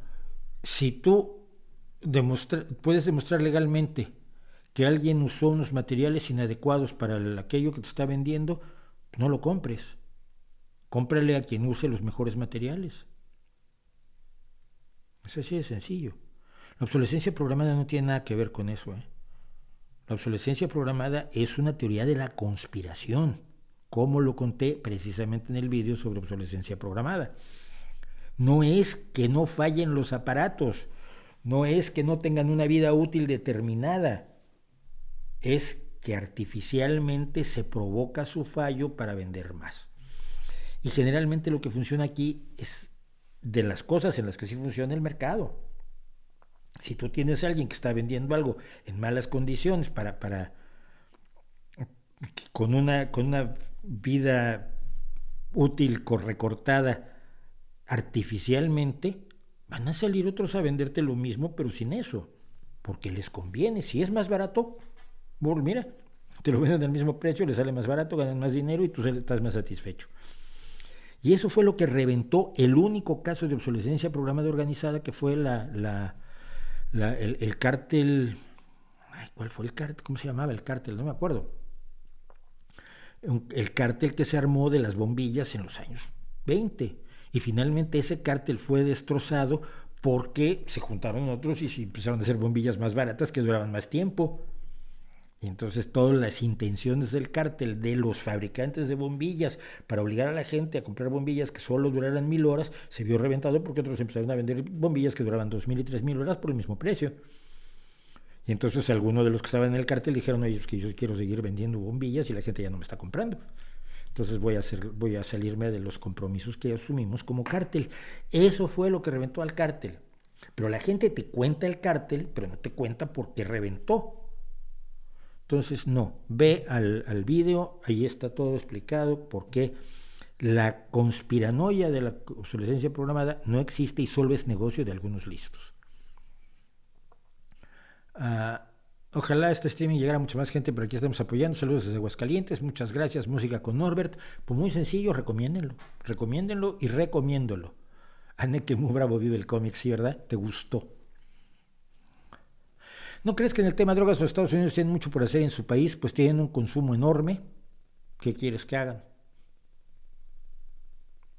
A ver, es que sí. Fíjate que suena bien razonable. Voy a leerlo completo. ¿No crees que en el tema drogas los Estados Unidos, quiero suponer que hablas del gobierno de los Estados Unidos, no que los 300 millones de personas se pongan de acuerdo exactamente en lo mismo, el gobierno, tienen mucho por hacer en su país, pues tienen un consumo enorme. Los narcos van allí y se enriquecen con el dinero de los estadounidenses. Sí, ese es el negocio. Y dices después, América Latina pone la materia prima y los muertos, pero el mercado consumidor es de Estados Unidos y Europa menos, ¿eh? El mercado, lo que se consume aquí en Europa, sobre todo viene de África, especialmente el hashish, pero ¿qué propones que hiciera Estados Unidos? ¿Matar a los adictos? Mira, se ha perseguido a los adictos, se ha perseguido a los que tienen la posesión de cualquier cantidad de una serie de sustancias, sobre todo a partir de los años 60, ha sido penalizada con muchísimos años de cárcel. Hay gente que tiene condenas alucinantes por tener una cantidad pequeñísima de cannabis, que no se asume siempre, la ley durante un tiempo por lo menos asumió que toda persona que tenía droga era para venderla, por lo tanto era un narcotraficante, por lo tanto se le imponían penas gravísimas. ¿Y sabes para qué sirvió? Pues para nada, absolutamente para nada. ¿Qué propondrías tú que hiciera un gobierno para reducir el consumo? ejecutar a los consumidores. Se ha hecho, y tampoco sirve. Entonces, cuando alguien dice Estados Unidos tendría mucho que hacer, yo me pregunto, ¿qué? ¿Qué crees que se tendría que hacer? Yo te digo lo que hay que hacer, despenalizarlas y educar, concienciar y destruir el negocio del narco a través de la despenalización. Igual que cuando se destruyó el negocio de los traficantes de alcohol al despenalizar el consumo de alcohol en los años 30. ¿Qué pasó? ¿Siguieron siendo delincuentes? Sí, pero el flujo de dinero millonario que tenían todos los días por el alcohol o el que tienen hoy por las drogas desaparece. Y sin ese flujo diario, el poder también disminuye enormemente. Hombre, eso parece funcionar mucho mejor que cualquier cosa que se te ocurra que Estados Unidos hiciera contra quienes consumen. Porque el gobierno no está promoviendo que consuman, al contrario. Desde la guerra contra las drogas en los años 60 y en buena medida debido a la contracultura, se persiguió el consumo penalmente, sin resultados. Entonces, pregunto, si puedes contestarme, yo lo seguiré, estaré hablando. Ese es Miguel Ángel Sarubi Mandl, quien pregunta esto: ¿qué es lo que propones que hiciera Estados Unidos? ¿América Latina pone a los muertos? Sí, porque los carteles funcionan en América Latina y no es culpa de Estados Unidos, es responsabilidad en gran medida de los gobiernos que les han permitido florecer, que no los han parado a tiempo o que les ha dado igual. Y eso pasó en Colombia, y cuando se decidió en Colombia atacar en serio el narcotráfico, destruyeron el país. Y cuando Estados Unidos estuvo participando en el ataque contra el narcotráfico en Colombia, se mudaron a México. Y si se hiciera en México, se mudarían a otro lado. El mercado es demasiado goloso como para abandonarlo. Los narcotraficantes irán a otro lado. Cuando ese mercado deje de existir para ellos, las cosas cambiarán. El peor y mejor presidente de los Estados Unidos, no lo sé. No he vivido en Estados Unidos. Me siguen preguntando de Bukele, voy a tratar de enterarme. ¿Qué opino de Agustín Laje? Porque he oído poco de él, es uno de estos libertarianos, variedad de jardín tipo, ¿no?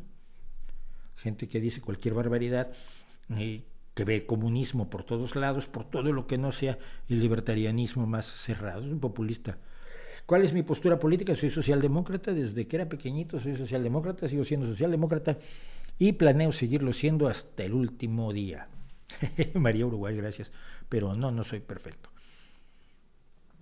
¿Habría posibilidad de que me acepte una rápida entrevista de fines académicos para mi universidad enfocada en su carrera profesional? No tengo carrera profesional, soy bachiller, tengo el bachillerato, pero sí, claro, comunícate conmigo por mensaje directo en Twitter, que los tengo abiertos, o por correo electrónico.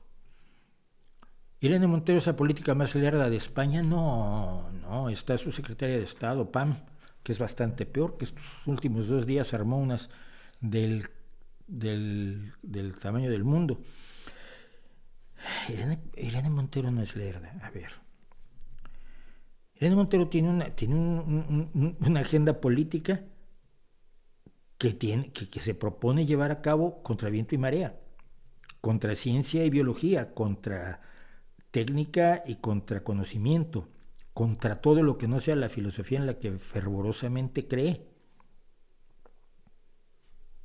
Y lo está haciendo, lo está logrando aprovechando las condiciones en las que se dio el malhadado convenio de coalición de gobierno con Podemos. No es lerda, te digo, la Secretaría de Estado. La Secretaría de Estado le llaman PAM. En estos 2 días, ha tenido 8 y 9 de marzo, ha tenido una serie de barbaridades. Un grupo de feministas interrumpieron un acto donde estaban precisamente la Secretaría de Estado e Irene Montero, y se ha hablado del borrado de las mujeres, porque dejan de ser objeto político las mujeres como lo han sido hasta ahora. Tú tienes programas de ayuda para que las mujeres, por ejemplo, entren a carreras científicas, motivación para que las mujeres entren a carreras científicas, pero ahora eso ya no es como era antes para mujeres biológicas, sino para mujeres en general. Entonces se borra el concepto mismo de mujer, se niega el concepto de mujer es la hembra humana adulta. Entonces ella se ha hablado contra el borrado de las mujeres, te guste o no, es lo que ha pasado. Y entonces, una serie de feministas ayer increpaban a Irene Montero y a la Secretaría de Estado, y la Secretaría de Estado les gritó: no os veo ni os oigo porque estáis borradas. No, mira, tú no puedes hacer eso cuando se supone que gobiernas para todos, incluidos para los que no están de acuerdo contigo.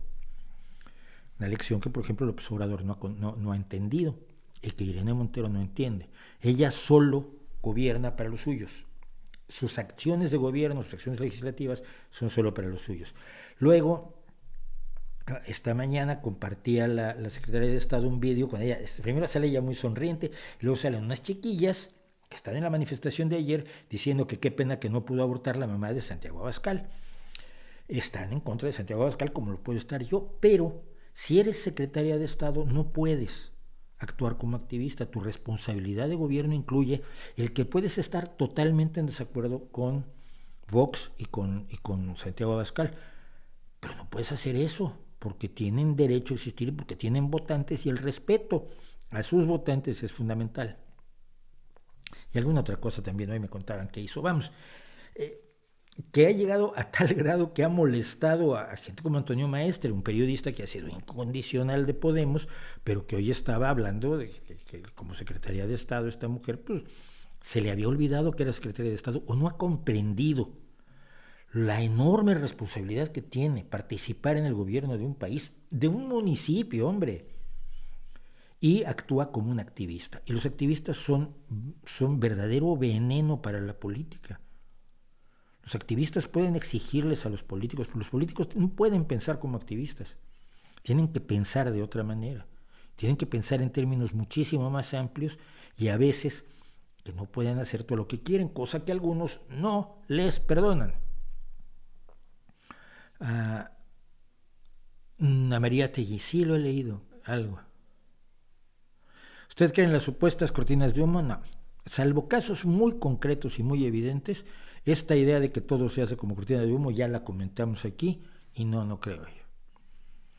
¿Qué opina usted del compositor mexicano Agustín Lara en canciones dedicadas a ciudades españolas? Pues, para una época, para su época, pues también, pues sus canciones son Granada y Madrid, ¿no? Nada más las dos. Agustín Lara era un gran compositor, pero el hecho de que le haya escrito canciones a España, a ciudades españolas, porque las amaba, porque las visitó, porque le gustaba estar en ellas, creo que es una buena labor. En Madrid se sigue escuchando el Madrid, Madrid, Madrid, por ejemplo.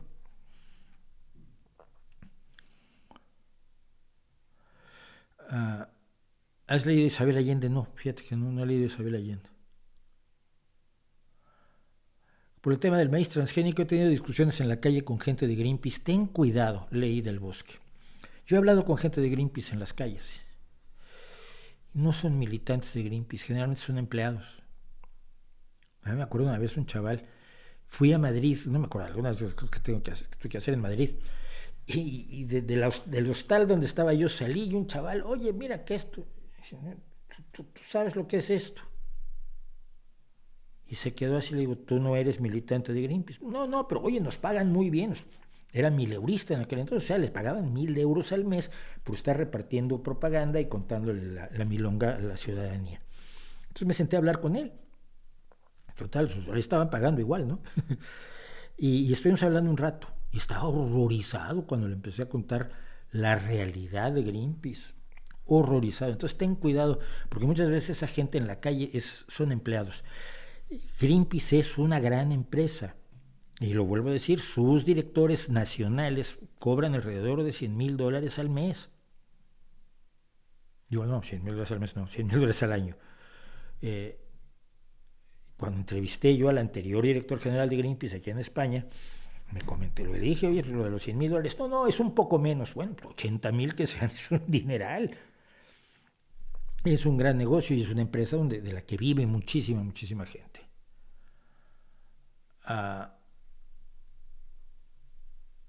Hombre Gamba, pues estaba yo hablando, el 8M va a ser dividido, ¿por qué? Porque no hay una uniformidad, pero siempre recuerda que en estos movimientos, todos los movimientos sociales, los que más ruido hacen son los extremos que son minoritarios. Si en la derecha española, los minoritarios son los fascistas y los extremistas. Vox es como lo más grande que han logrado hasta ahora, pero siguen siendo minoritarios. En España, el Partido Comunista de los Trabajadores de España y Podemos y toda Izquierda Unida es minoritario, es extremista, está fuera de la corriente principal. En el feminismo, la corriente principal es de las feministas que ahora llaman radicales, me parece. Pues las feministas tradicionales, que son la gran mayoría, pero quienes hacen ruido son los extremos. Y cuando los extremos logran colarse en un gobierno, siempre hacen daño. Vox ha hecho mucho daño en Andalucía con el PP, Podemos ha hecho mucho daño en España con el PSOE, y los extremistas de la derecha religiosa israelí, por poner un ejemplo, porque es un gobierno de coalición, están llevando a Israel a posiciones muchísimo peores de las terribles posiciones que ha tenido en muchísimas ocasiones. Entonces, pero siempre hay que recordar, cuando dices está dividido, sí, la izquierda está dividida, pues sí, pero ¿quién tiene la mayoría de partidos, de militantes, de gobiernos en el mundo? ¿Cuál de las izquierdas gana elecciones en todo el mundo? La socialdemocracia. ¿Cuál de las derechas gana elecciones en todo el mundo? Generalmente la democracia cristiana. ¿Qué feminismo es el que ha hecho la mayor parte de las leyes? Pues el feminismo racional e histórico, ¿no? Entonces, mucho cuidado con eso, que está dividido porque hay unos que gritan más. Gritar más no significa que sean más personas ni que tengan más razón, simplemente que tienen más volumen. Marcia Cabrera dice, la ciencia está para facilitarnos la vida, si tienes herramientas para acelerar el trabajo, ¿por qué no usarlas? Yo qué sé, porque eres neoprimitivista, porque eres anticiencia, porque eres antiprogreso. Y hablando de progreso, vamos a esto. Aquí hay una cuestión que hace tiempo me tiene a mí no preocupado, pero interesado o reflexionando sobre una serie de cuestiones que van así, mira. Mucha gente habla, en todas las épocas, esto desde los antiguos griegos lo tenemos, mucha gente habla de la degradación moral de la sociedad. La teoría que subyace a esto es que moralmente nuestra sociedad es peor que las sociedades anteriores, que antes se respetaba a los mayores, que antes la gente se comportaba mejor, y ahora son todos unos cafres, unos bestias y unos malvados. Esta tendencia en la actualidad se agudiza porque precisamente los neoprimitivistas, los anticientíficos, los antiprogreso, acusan al progreso científico de ser el responsable de la supuesta degradación moral que perciben en nuestra sociedad, ¿no? Degradación moral que, cuando uno la analiza objetivamente, es bastante imaginaria, es bastante fantasiosa. Que porque se respeta más a los homosexuales se ha arruinado la moral. No, al contrario. Se ha avanzado moralmente para reconocer los derechos de personas que eran perseguidas sin motivo alguno porque no hacen ningún daño. O los derechos de mayorías, como es el caso de las mujeres. Hay una especie de actitud ascética, de monje cartujo, donde el cual la pobreza, la escasez, los deseos insatisfechos llevan a una especie de mayor altura moral. Esto es probablemente consecuencia de las religiones que todo lo que es automortificarse, autosacrificarse y lastimarse les parece muy bien, les parece que te acercan a Dios. Y entonces tienes la abstinencia sexual o de carne o directamente el ayuno, los latigazos, el silicio del Opus Dei, la abstinencia sexual, por supuesto. Todo esto se supone que tiembla el carácter y lo acerca a uno a Dios. En el caso del budismo te acerca al universo del cual vas a ser parte, pero el mecanismo es exactamente el mismo. El universo cumple la función de Dios. te hace reencarnar hasta que dejas de reencarnar, porque ya te integraste a Dios. Es como alguien yendo a unirse a Dios en la gloria cristiana. El caso es que, primero que nada, yo no creo que haya esa degradación moral, al contrario, yo considero que hay un avance moral social, clarísimo. Hay menos guerras, se tiende a evitar atrocidades del pasado. Y estaba yo leyendo a Aneurin Vivan. Aneurin Vivan es un sujeto al que yo le tengo un enorme respeto, le llamaban Nay Vivan, que fue un minero galés del carbón, que llegó a ser ministro de Salud del Reino Unido y promotor del estado de bienestar, y quien le dio su forma final y cristalizó todo el proyecto de la sanidad pública británica, que es la NHS, el National Health Service, no es la NHS, sino el NHS, perdón. Y sus frases siempre, hay una frase de él que siempre me ha provocado largas reflexiones, que está en su libro En lugar del miedo, que él habla mucho del control del miedo. La pobreza genera miedo, la libertad es la enemiga del miedo. Pero la frase que me ha hecho reflexionar muchos años es: la libertad es subproducto del excedente económico. A ver. Y es cierto, cuando hay limitaciones materiales, cuando la pobreza se extiende, no cuando se extiende la riqueza, cuando se extiende la pobreza, es difícil que exista libertad. Y por libertad me refiero a la libertad política. Y la libertad política implica un montón de libertades más. Implica la libertad de pensar, la libertad de hablar, la libertad de informarse, la libertad de escribir en periódicos, la libertad individual, la libertad sexual, la libertad de estudiar lo que quieres, la libertad de vivir dignamente. Todo eso, la libertad de creer. Cuando hay escasez, cuando la pobreza manda, esa libertad no existe. Entonces, claro, cuando hay un excedente económico, la gente es más libre. Los pobres, sobre todo, al mejorar su condición, son más libres. Es cierto, nunca lo había pensado. Para llegar a esto, vivan cuenta cómo cuando el Reino Unido estaba al nivel de los países subdesarrollados, el libro es de 1952, aclaro, que fue cuando lo escribió, dijo que cuando el Reino Unido estaba al nivel de los países subdesarrollados, estábamos colgando niños. Sí, se ejecutaban niños por cometer delitos en el Reino Unido, cuando el Reino Unido era pobre.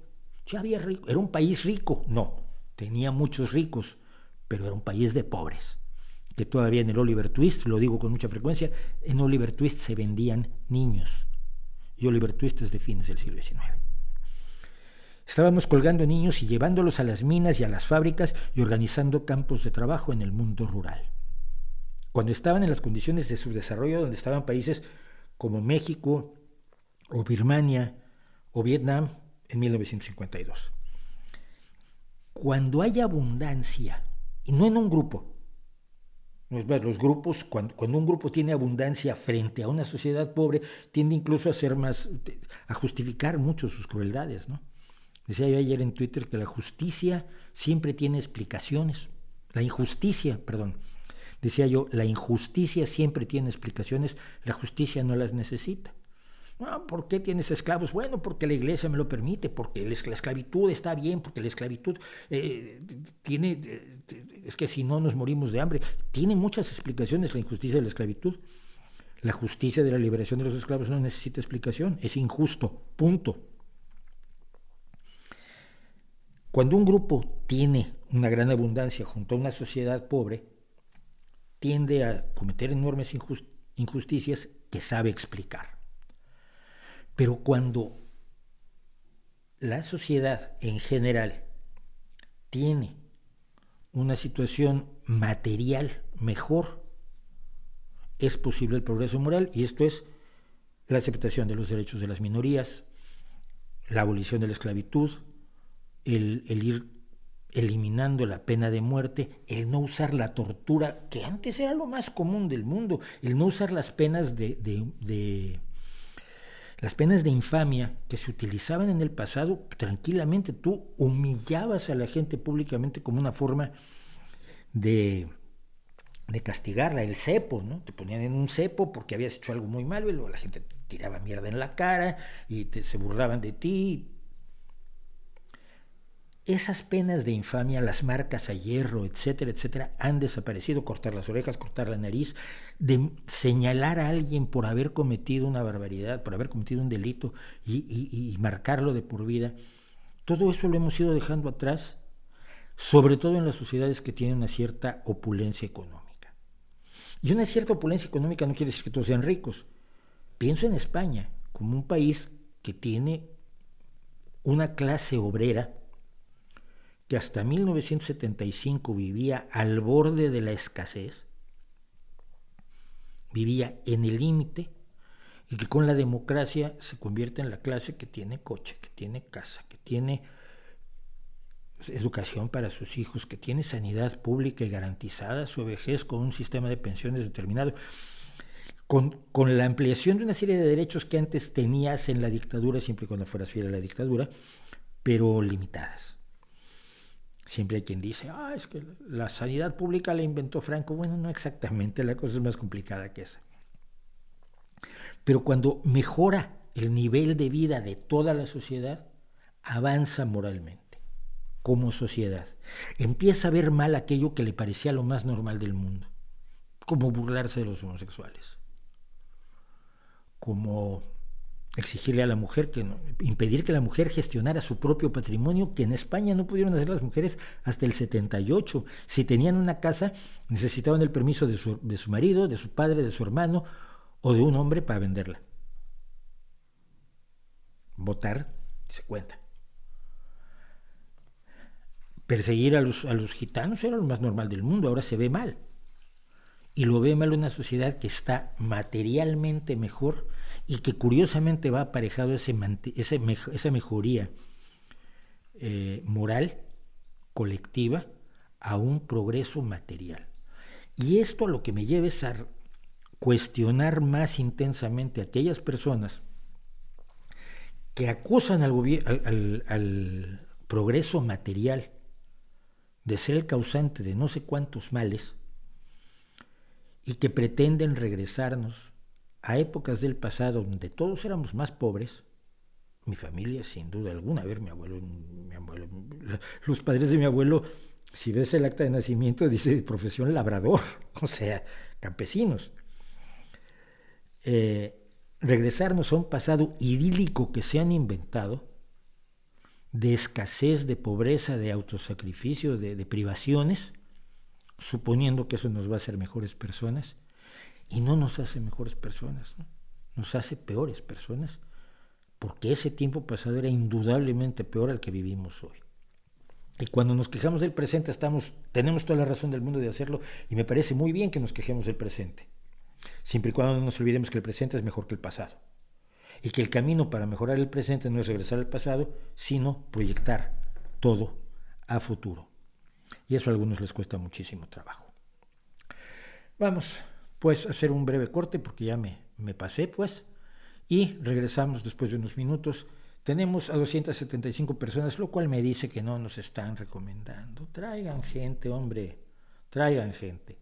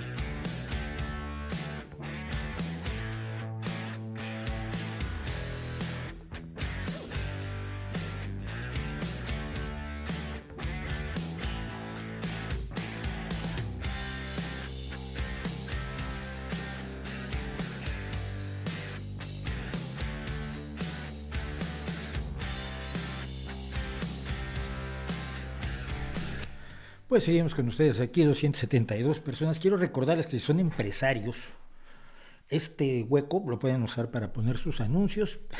Estoy comercializándolo, siempre y cuando aprobemos el anuncio, porque los pueden ver. Miren, cada streaming es visto por 6.400, 6.900, 9.300, 8.400, 8.200, 9.000, 8.600, 7.200, 6.000. Bueno, total que entre 6.000, en un promedio de 7.000 personas ven este streaming, aunque hay 271 personas en este momento, 278, 72 bajo, 272 personas viéndolo en este momento. A lo largo de las próximas semanas lo ven alrededor de 7, 8 mil personas. Pueden ustedes llegar a ellos con sus anuncios a través de este streaming. ¿Cómo puede contraargumentar a un filósofo si usted no lee filosofía? Pues no, porque no necesito leer a un filósofo para saber lo que piensa. ¿Tú crees que te tienes que leer la obra completa de Marx, a quien sí he leído, por cierto, para entender lo que es la dictadura del proletariado y por qué está mal? ¿Por qué el partido único es un peligro enorme? Necesitas leer a todos los filósofos nazis para determinar que el racismo está mal, que el corporativismo está mal, que el autoritarismo del líder único está mal, que la falta de libertad está mal. Necesitas leer a un filósofo contrario a la libertad pero toda su obra, claro, para decir, no, es que yo defiendo la libertad, contraargumento lo que él dice porque estoy a favor de la libertad y él está en contra, y puedo conocer sus argumentos sin tenerlo que leer a él, porque hay glosas amplísimas de todo lo que se ha hecho en filosofía. Muchos filósofos se dedican a glosar a otros filósofos precisamente porque no tienen nada mejor que hacer. ¿Qué opinión tienes de Camille Paglia? No la he leído mucho, he visto entrevistas con Camille Paglia. Me parece una mujer muy valiente, muy valiente.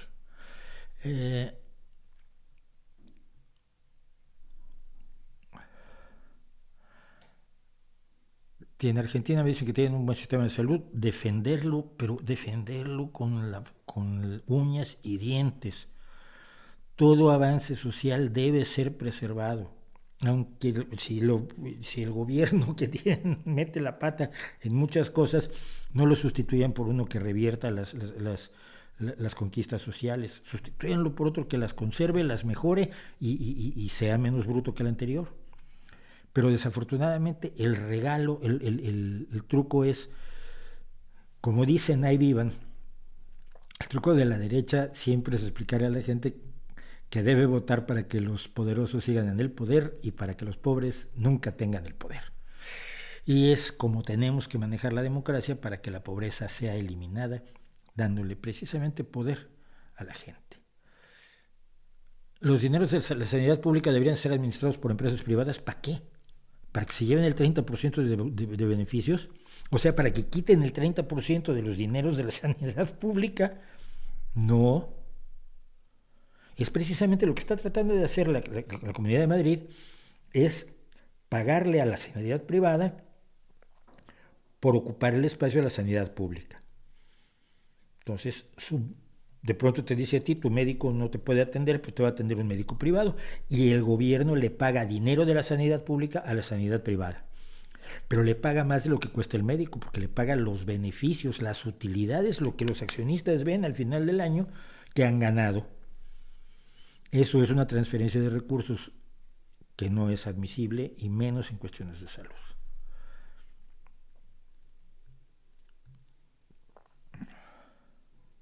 ¿Conoció usted a Carlos Monsiváis? Muy por encima, lo entrevisté cuando hice la biografía de Superbarrio. Estuve en casa de Monsiváis, hablamos largamente, me dio una buena entrevista respecto a Superbarrio, pues nada más. A mí me pareció siempre un tipo brillantísimo.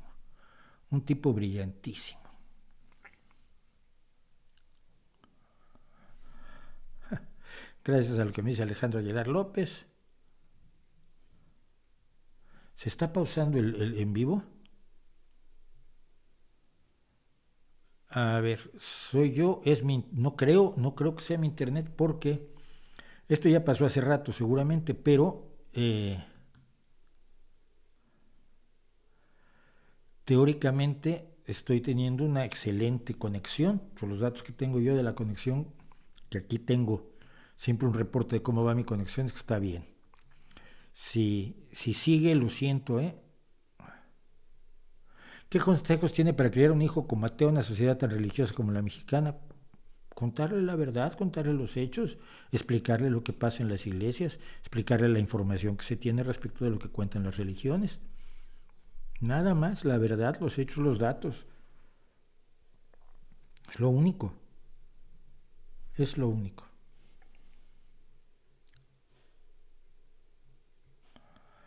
Bueno, espero que... Lo bueno es que estoy grabando, esto se graba independientemente de lo que sale en YouTube, entonces después lo podemos sustituir.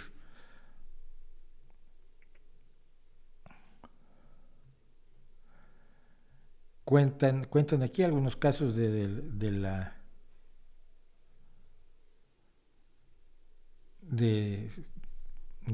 sanidad pública, de los seguros privados en Estados Unidos,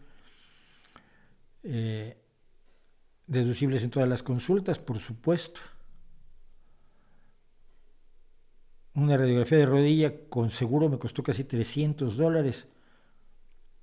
Sí, es que en realidad es terrible. Lo que pasa en Estados Unidos no tiene una cosa. En ningún país del mundo la situación es tan aterradora como en Estados Unidos, ¿eh? En ninguno. López Obrador y Alberto Fernández coincidieron en que el problema de eliminar la pobreza torna a los pobres en clase media y luego no votan por la izquierda. ¿Los escuchaste? ¿Qué opinas? A ver, es algo que se ha dicho en muchas ocasiones y que tiene una cierta dosis de verdad. Pero es un error de la izquierda al no saber conservar esos votantes. Porque yo te puedo decir que la mayoría de las personas que se sientan junto a mí en una asamblea del PSOE son obreros, trabajadores, antiguos mineros, camareros.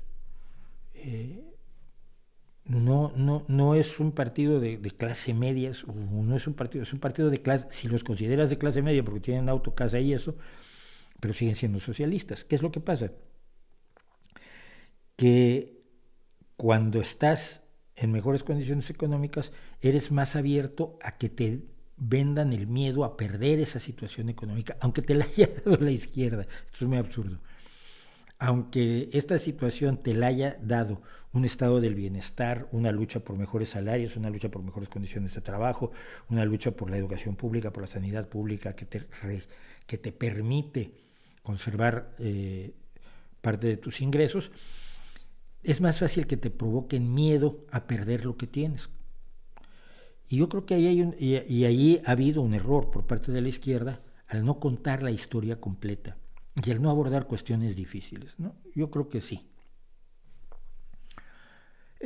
Marcia Cabrera, para atacar el narcotráfico hay que mejorar las condiciones sociales como la pobreza y el analfabetismo.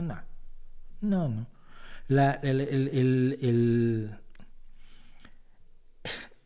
La afición a las drogas no tiene nada que ver con pobreza y analfabetismo. Puede estar más agudizada en zonas marginadas socialmente, pero no es un problema que se quite quitando la pobreza y el analfabetismo, ¿eh? No, es un problema mucho más profundo y es un problema respecto de las cosas que le dan placer a los seres humanos y del compromiso del ser humano con el placer. Porque lo que no hay que olvidar es que las drogas son placenteras. Y ese es el problema que tienen. Y entonces no dejas de tener la ambición de lo placentero si eres más rico o leíste más libros.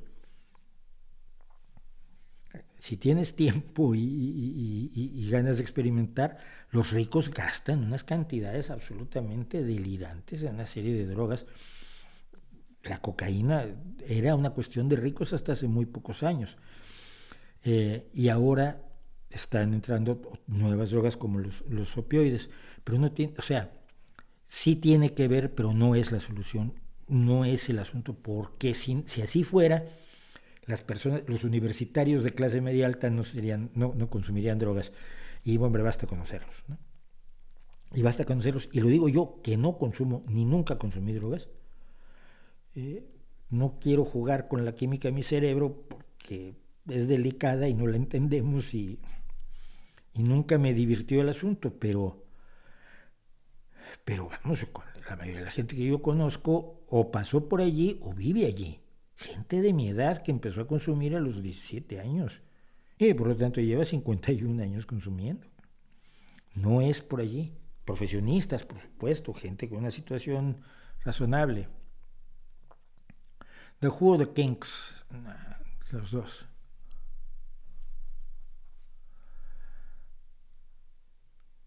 Lo de Nayib Bukele me insisten muchísimo y voy a tener que hablar muchísimo. Sí, Marcelo, ya lo dije. Esas mismas mafias al legalizar las drogas migran a otra mafia, sí, pero mucho menos rentable. Las mafias del alcohol se movieron al juego, por ejemplo. Pero en el juego no pudieron hacer tanto daño. Y hoy los casinos que inició la mafia ahora están administrados por consejos de administración de accionistas. El que van a seguir delinquiendo, sí van a seguir delinquiendo, pero con mucho menos poder porque no hay otra cosa que dé tanto flujo de dinero como la venta de drogas. En los años 20 era la venta de alcohol, nada dejaba tanto dinero y por lo tanto el interés por participar en el mercado era tal que las guerras de bandas de traficantes de alcohol son legendarias, como hoy se hacen legendarias las guerras de narcotraficantes en México y de carteles y demás. Pero es que el que se vayan a mover a otra actividad delictiva, siendo grave, no deja de ser una actividad delictiva menos rentable. Mucho menos rentable. El mejor negocio del mundo, de todo el mundo en este momento, es el tráfico de drogas. Deja más que cualquier otra cosa, que cualquier industria, que cualquier empresa, que Google, que lo que quieras.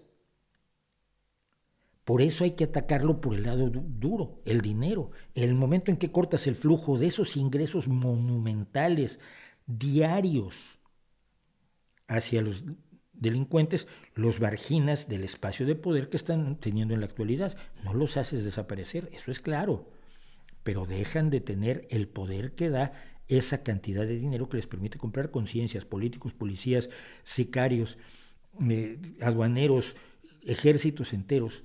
Es un poder enorme y reducir ese poder debería ser una preocupación fundamental de toda sociedad. A mí me parece alucinante que no lo sea.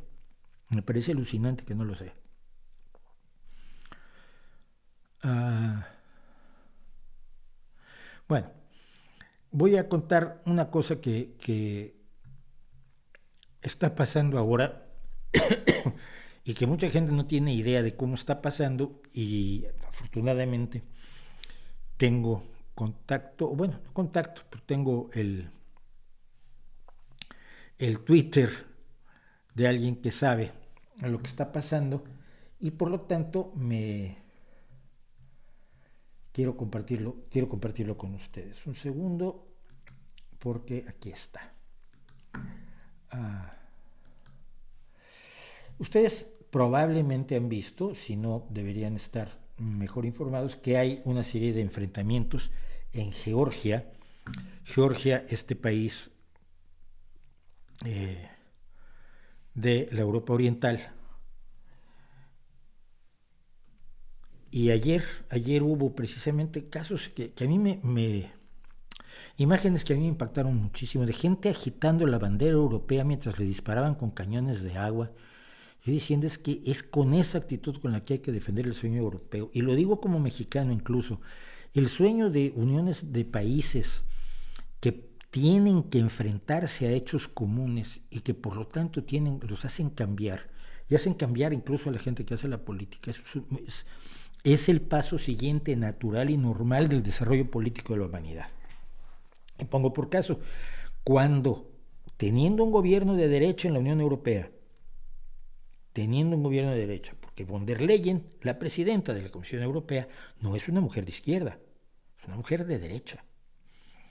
Y porque Christine Lagarde, que tiene una altísima posición, no es una mujer de izquierda, es una mujer de derecha. Y que sin embargo vieron que el abuso que se cometía con la pandemia era simple y sencillamente inasumible.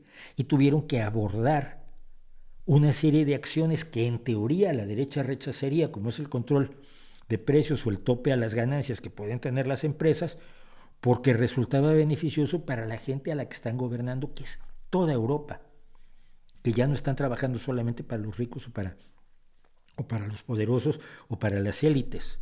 Y tuvieron que asumir una serie de políticas que en su teoría política y económica no entraban, no encajaban. Y tanto la pandemia como la guerra de Ucrania han hecho que cambien. Europa es un gran sueño, es un proceso en construcción, tiene un montón de defectos y le faltan un montón de cosas, pero es el camino del futuro. Supongo que las primeras ciudades no funcionaron tan bien, así como los primeros estados-nación tampoco funcionaron tan bien, pero es como va avanzando la organización social y política de nuestra especie. Entonces, cuento esto. Georgia ha tenido problemas con dos regiones, Osetia del Sur y Abjasia, que desde que se disgregó la Unión Soviética han tratado de mantenerse independientes. Osetia del Sur, con la guerra de Osetia del Sur, 1991-92, y Abjasia, la guerra de 92-93. En 2008 hubo una nueva guerra en Osetia del Sur entre Georgia de un lado y del otro lado Osetia del Sur, Abjasia y Rusia. Otra de las guerras de Putin. Aunque en aquel entonces era presidente Medvedev, como Putin no podía ser presidente todo el tiempo por las leyes, que ahora ya cambió, Putin dejó de ser presidente y puso a Medvedev, que es un títere suyo, y él quedó de primer ministro.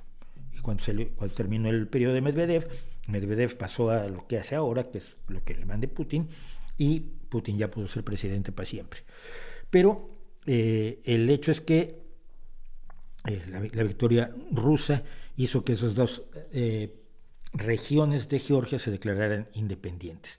A Osetia del Sur y Abjasia solo las reconocen como países Nicaragua, Venezuela y Siria. Saque usted cuentas. Bien, ¿qué es para un georgiano entonces Rusia? Para un georgiano normal y corriente Rusia. Bueno, fue la Unión Soviética que los tuvo bajo un régimen de horror, que quienes creían sinceramente que la Unión Soviética era la creación de la sociedad nueva y el hombre nuevo, muchas veces siguen sin aceptarlo, que era una tiranía horrorosa. Y así como los moldavos y los ucranianos y los lituanos, letones, todos los que vivieron bajo la égida de la Unión Soviética han buscado evitar volver a caer en garras de Rusia, uniéndose a la Unión Europea, uniéndose a la OTAN. Entonces,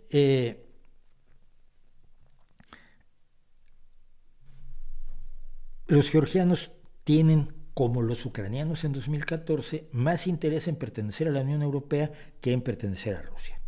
¿Qué está pasando hoy? Esto nos lo explica Ana Apitsiauri, que es una defensora de los derechos humanos de Georgia. Y lo explicó más o menos así. Un grupo de antiguos miembros de Georgia Dream, el sueño de Georgia, que es el partido que gobierna Georgia desde hace más de una década, iniciaron una ley sobre agentes de influencia extranjera. ¿Qué quiere decir esto?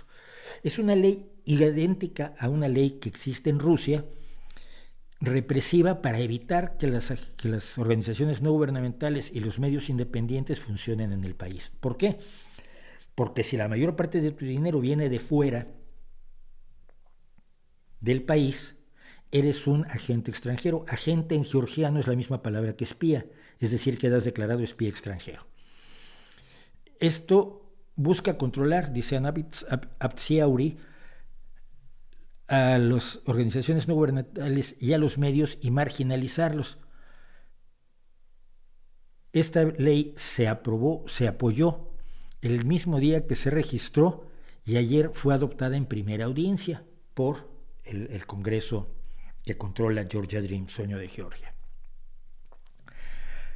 Una mayoría absoluta de organizaciones no gubernamentales, medios y el Estado de Georgia reciben donaciones de las mismas organizaciones, la Organización de Ayuda de los Estados Unidos, la Unión Europea, etc. Países y organizaciones afiliadas a estos países y a la Unión Europea. Pero se cree que Georgia Dream teme que este dinero se utilice para polarizar a la sociedad, es decir, para hacer que la gente piense distinto de lo que ellos quieren que piensen. Pero este mismo grupo nunca ha cuestionado a los grupos prorrusos, por ejemplo, Alt-Info, un grupo radical que estuvo detrás de la masacre del 5 de julio, que abrió docenas de oficinas y una televisión, y ha visitado a Moscú varias veces con dinero ruso. Es decir, el dinero está mal si no viene de Rusia, según este partido político y según esta ley. La mayor parte de las organizaciones no gubernamentales ofrecen diferentes servicios: apoyo legal, apoyo psicosocial, servicios médicos, etc., y mantienen refugios para víctimas de la violencia. De aprobarse esta ley, no pueden seguir funcionando, y los medios tampoco pueden seguir funcionando, porque los medios extranjeros serían considerados agentes o espías. Entonces, la gente, al enterarse de esto, ayer salió a la calle a protestar, porque lo que quiere la mayoría de la gente, al parecer, y es que originalmente Georgia Dream era un partido pro-europeo, era ser parte de la Unión Europea. ¿Qué es lo que pasa?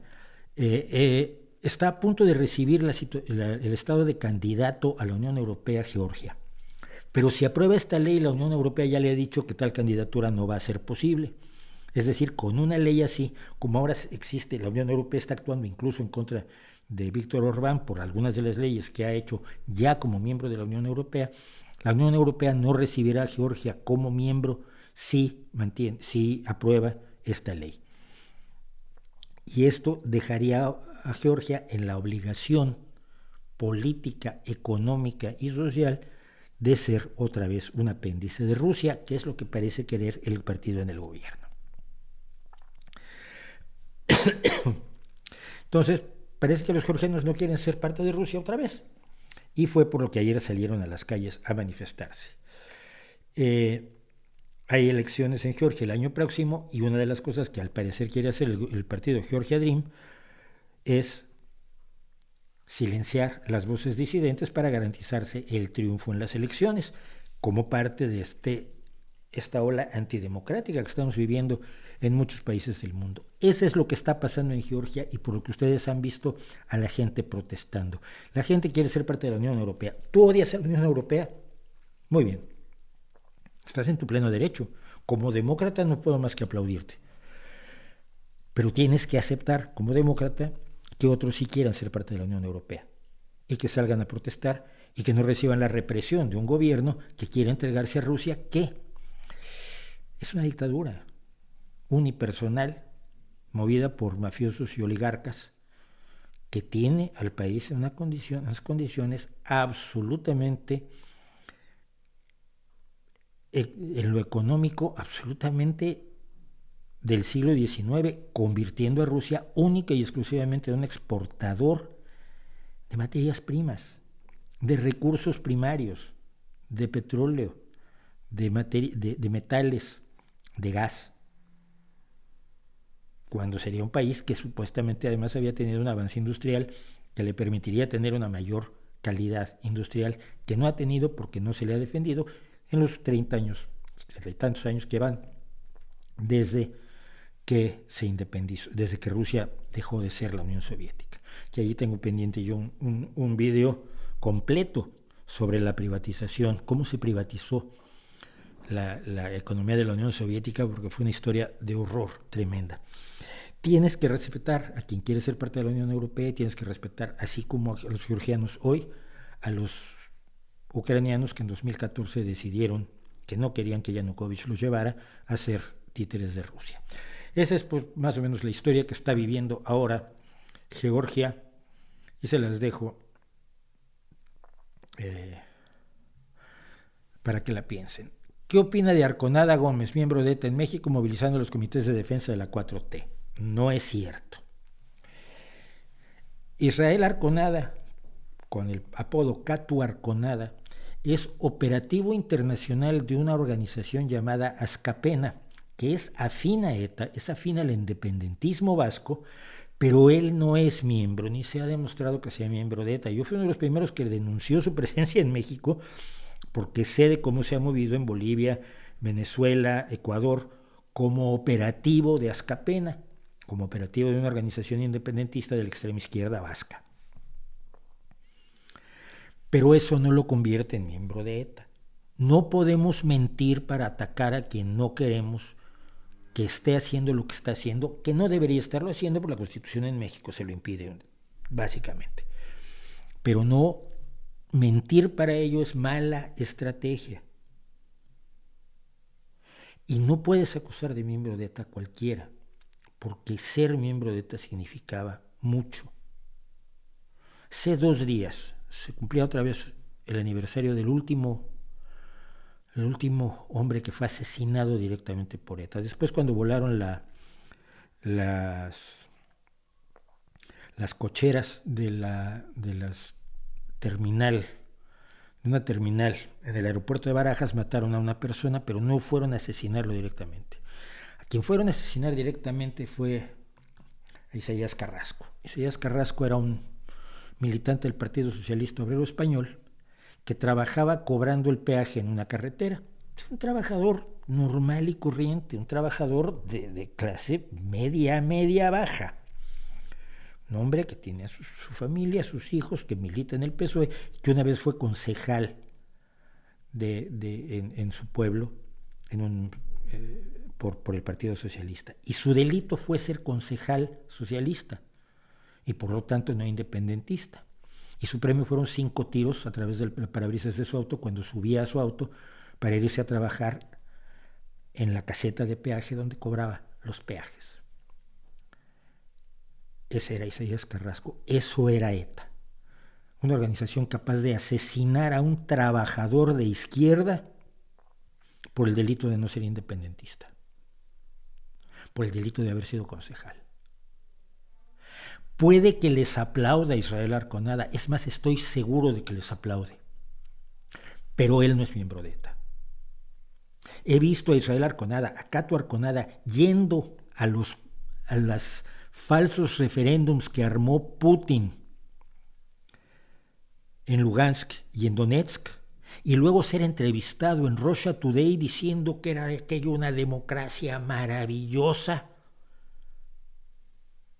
Lo he visto yo haciendo eso, y es de dar asco, pero no es miembro de ETA. Es un sujeto que ha promovido una serie de leyes de lo más negativas, so pretexto de ser de izquierda, sin realmente, creo que actuar como tal, actuando más por la ideología del odio al enemigo que por la ideología del amor a los más desposeídos, en Venezuela, en Bolivia, en Ecuador. Creo que tiene la nacionalidad boliviana ahora. Creo que tuvo la nacionalidad venezolana. Creo que es una lacra que esté en el gobierno en México y que esté promoviendo grupos de defensa que no van a defenderse con plumeros. Esto es evidente. Pero no es miembro de ETA. Estamos. Y por cierto, hablando de españoles que están metidos en la 4T, el otro, Abraham Mendieta, nunca fue fundador de Podemos, Nunca fue fundador de Podemos. Fue uno de los chicos que estaban en Podemos cuando empezó, pero los fundadores fueron 5 y ninguno de ellos es Abraham Mendieta. Pero le he visto la cara a los de la 4T con eso.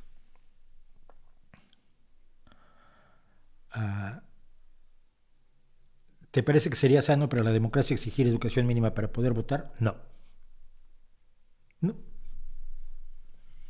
La democracia hace iguales a todos. Lo que tú propones se llama el voto censitario. Solo ciertas personas pueden votar. Y una de las grandes luchas en favor de la democracia a lo largo de la historia ha sido que todos puedan votar y que todos puedan ser votados. Si no, un minero como Nay Viva no habría sido ministro de Salud, o un obrero del metal como Ramón Rubial no habría sido presidente del País Vasco. Que solo pueda votar un grupo de personas y le imponga su voluntad a toda la sociedad no es democracia. Se puede llamar como tú quieras, pero no se puede llamar democracia. Se han propuesto muchas formas de voto censitario. La mejor forma que tenemos de saber lo que quiere la gente es a través del voto. Y si se engaña a la gente, error de los que no queremos que se engañe a la gente.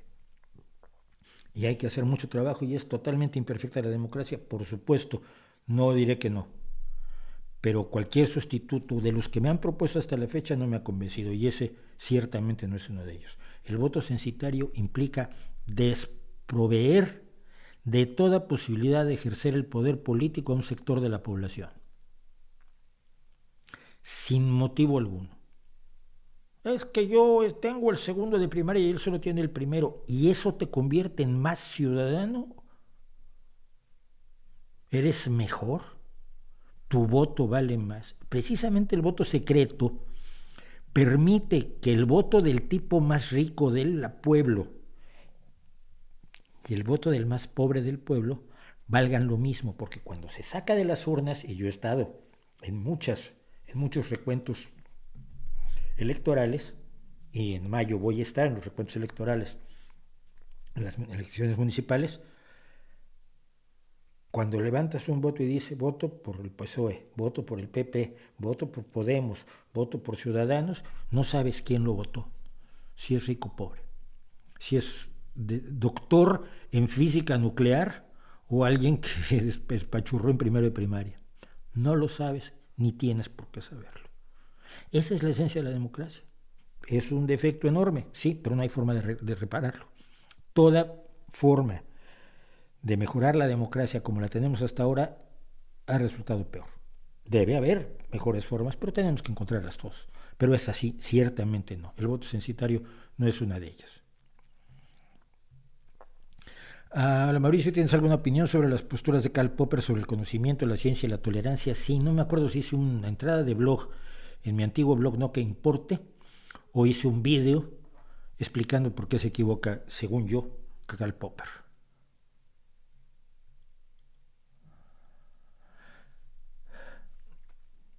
Bueno, pues hay otra cosa un poco más inocua, ¿no? Las tonterías de la Real Academia Española.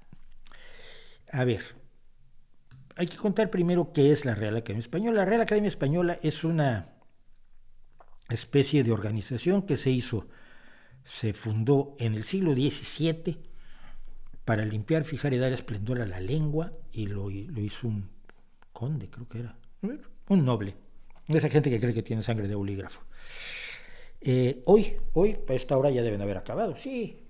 Hoy tuvo su pleno la Real Academia Española para discutir si el solo, cuando significa solamente, debe llevar tilde o no. Cállate. Hacía ya 2 streamings que no hablaba mi reloj, con ustedes, mi reloj Siri, inteligencia artificial. Bueno, decía yo, hoy tuvo su pleno la RAE para discutir el tema de la tilde de solo, porque ellos van a decidir y todos nosotros vamos a decir sí, buena.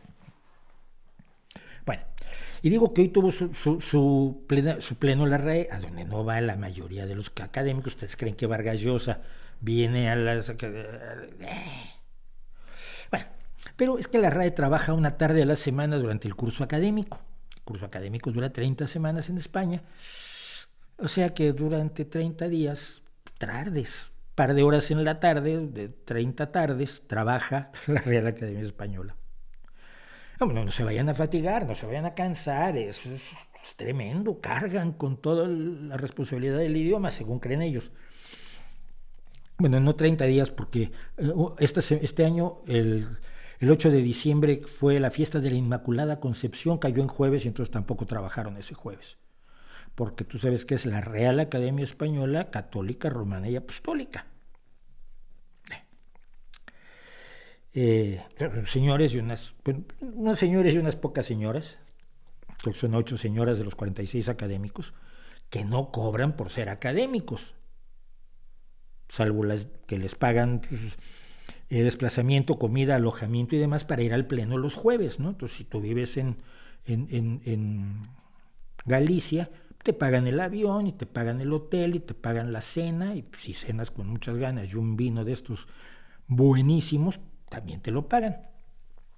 Además de que ser académico da privilegios. Te escribes en los diarios, cobras más que un papanatas como yo, y por supuesto cuando te invitan a dar conferencias o cuestiones del orden académico, pues te pagan mucho mejor que al resto de la humanidad porque eres académico de la Real Academia Española. ¿Ok? ¿Y quiénes son los académicos de la Real Academia Española? Bueno, pues son filólogos, lingüistas, periodistas, economistas, filósofos, arquitectos, filólogos, ya dije filólogos, juristas, escritores, cineastas y científicos. Su responsabilidad es hacer el diccionario. Los diccionarios los hacen los lexicógrafos. De las 46 personas que conforman la academia, creo que hay una lexicógrafa. Y antes no había ni uno, ¿eh? Nadie era experto en hacer diccionarios. Había hasta actores. Hay un director de teatro ahora, creo. Había caricaturistas, dibujantes, ¿sabes? El lenguaje. Y por eso ellos creen que dominan, que mandan en el lenguaje y se les ocurren cosas como escribir whisky con G, U, con diéresis, I, S, Q, U, I. Y así escribían whisky. Y decidieron un día que lo de los 1.000 millones no les gustaba, pero como en francés se dice milliard, 1.000 millones se dice milliard, se lo copiaron y decidieron que ahora todos íbamos a decirle millardo a los miles de millones, que no lo dijimos afortunadamente.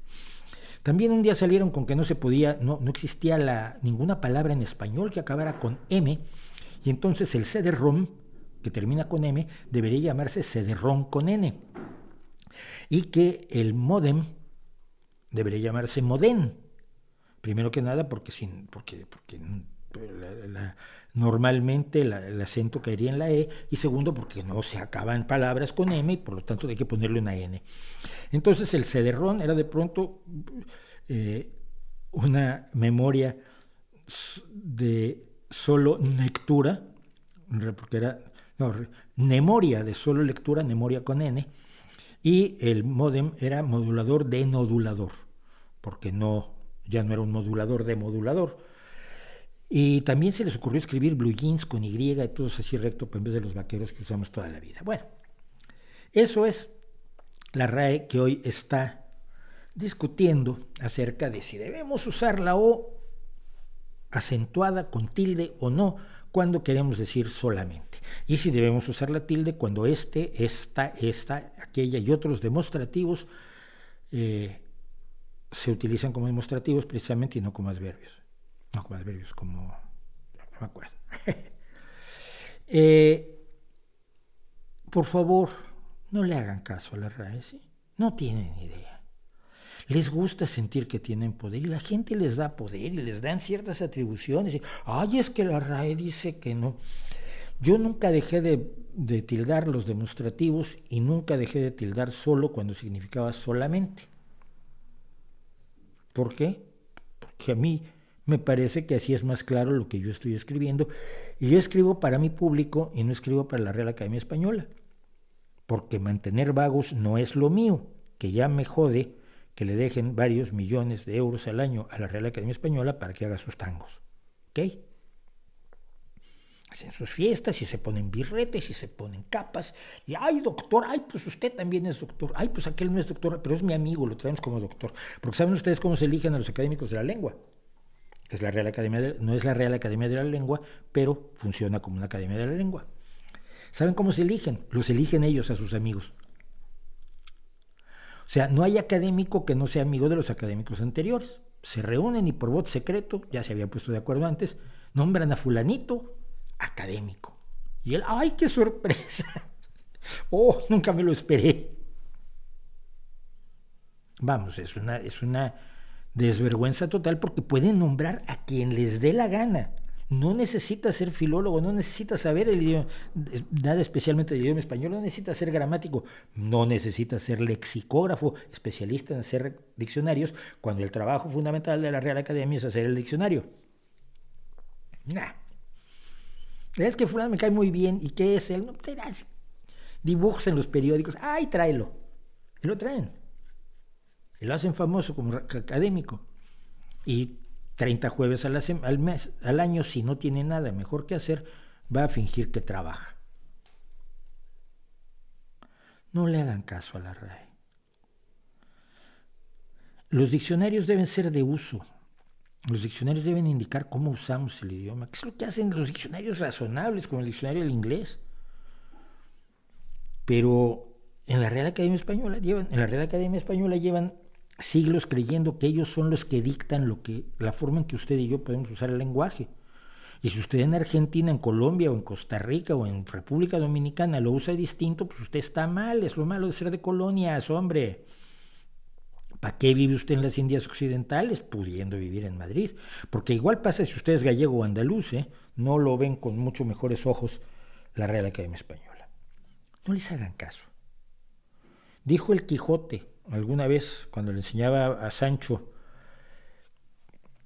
tuve una discusión con Sancho sobre eructar y regoldar, y le dijo que al final la gente decidiría cuál palabra se iba a usar porque es el vulgo y el uso los que tienen potestad sobre el lenguaje. El vulgo somos usted y yo, y el uso es lo que hacemos todos los días con el lenguaje sin que nos esté supervisando la Real Academia Española y sus tonterías. Seguimos adelante. No olviden ustedes salvar la nuclear en change.org para apoyar la campaña de nuestro amigo Alfredo García de operador nuclear. Mira, es muy inteligente lo que está diciendo Ricardo Vallespín. Un cargo de ministro puede ser cualquiera. Lo que debe funcionar son los funcionarios y para eso están y tienen sus privilegios. Mira, tenemos el problema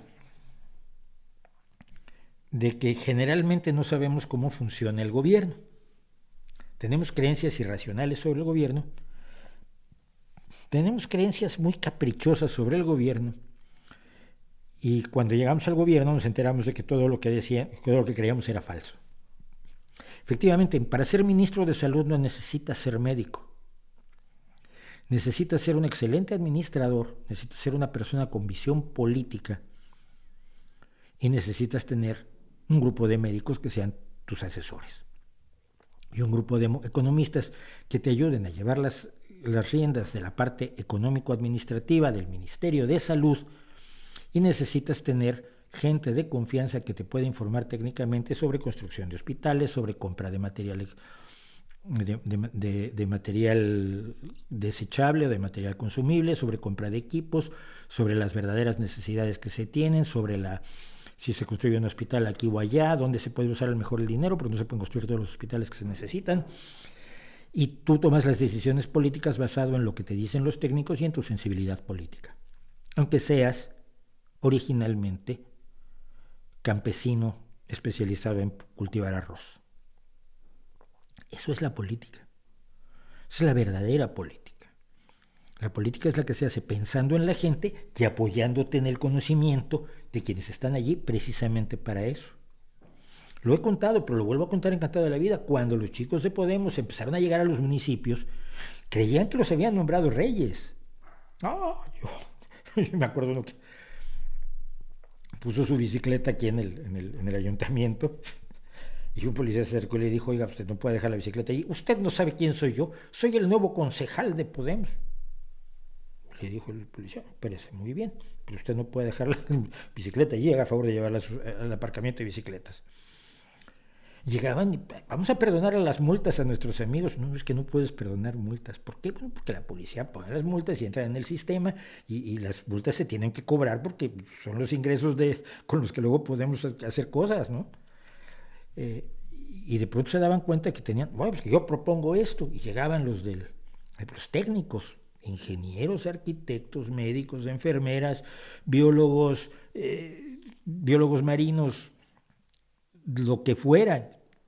No es que esto no se puede hacer, ¿por qué? Bueno, mira, porque esto técnicamente no se puede. Además, las leyes dicen lo contrario, tú no puedes violentar las leyes, pero yo soy concejal ya, pero es que de todos modos no puedes. Y además, pues hay una ordenanza y además hay otro grupo de vecinos que está pidiendo lo contrario y también hay que tenerlos en cuenta. Y descubrieron que la administración no es lo que creían. Y yo de veras muero por poderle enseñar a los jóvenes, sobre todo, cómo funciona la administración pública, porque no es ese espacio de capricho de la gente. Por eso cualquiera puede ser ministro si tiene una visión política y una sensibilidad a los deseos y necesidades de la gente, que luego ya tendrá los técnicos para solventarlos de la mejor manera posible si hay recursos para hacerlo. Pero lo que se necesita en política es sensibilidad política. y entender que uno no está para atender solo a los suyos, sino para atender a toda la ciudadanía.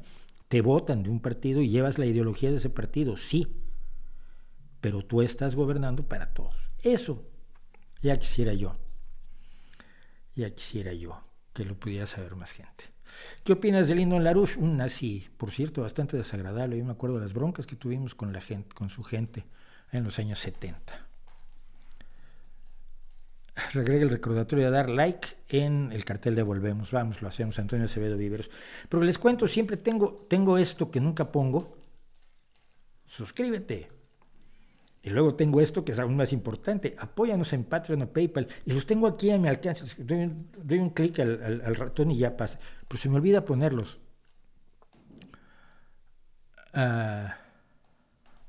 Mauricio, ¿sabe usted que aquí en Estados Unidos uno de sus estados está proponiendo bajar la edad legal para que los niños trabajen y dejar que las compañías los empleen en trabajos de alto peligro? Sí. De hecho, algo conté sobre en la mayoría de los estados ni siquiera está legislado para ubicarte. En el vídeo que hicimos sobre trabajo infantil conté las atrocidades de la legislación estadounidense en concreto, que es mucho peor que la de muchos países que consideraría uno económica o socialmente más atrasados. Pero en la mayoría de los países no se permite que los menores de 16 años trabajen, y en Estados Unidos no está prohibido, en muchos estados no está legislado. O sea, no es que esté permitido, es que si la ley no lo toca, pues está permitido. No está permitido explícitamente, pero sí implícitamente. Así que, y que las compañías queden libres de responsabilidad si estos sufren accidentes o pierden la vida, sí. Y esto es una consecuencia directa, además, de la caída de la sindicalización en Estados Unidos. Solo el 10% de los trabajadores de Estados Unidos están sindicalizados. Afortunadamente, los empleados de las más grandes empresas como Amazon, Google, Starbucks y Tesla se están dando cuenta de que solo a través de del sindicalismo pueden enfrentarse al poderío brutal de sus patrones. Pero esto es un asunto que es, entre otras cosas, consecuencia de la caída de la sindicalización.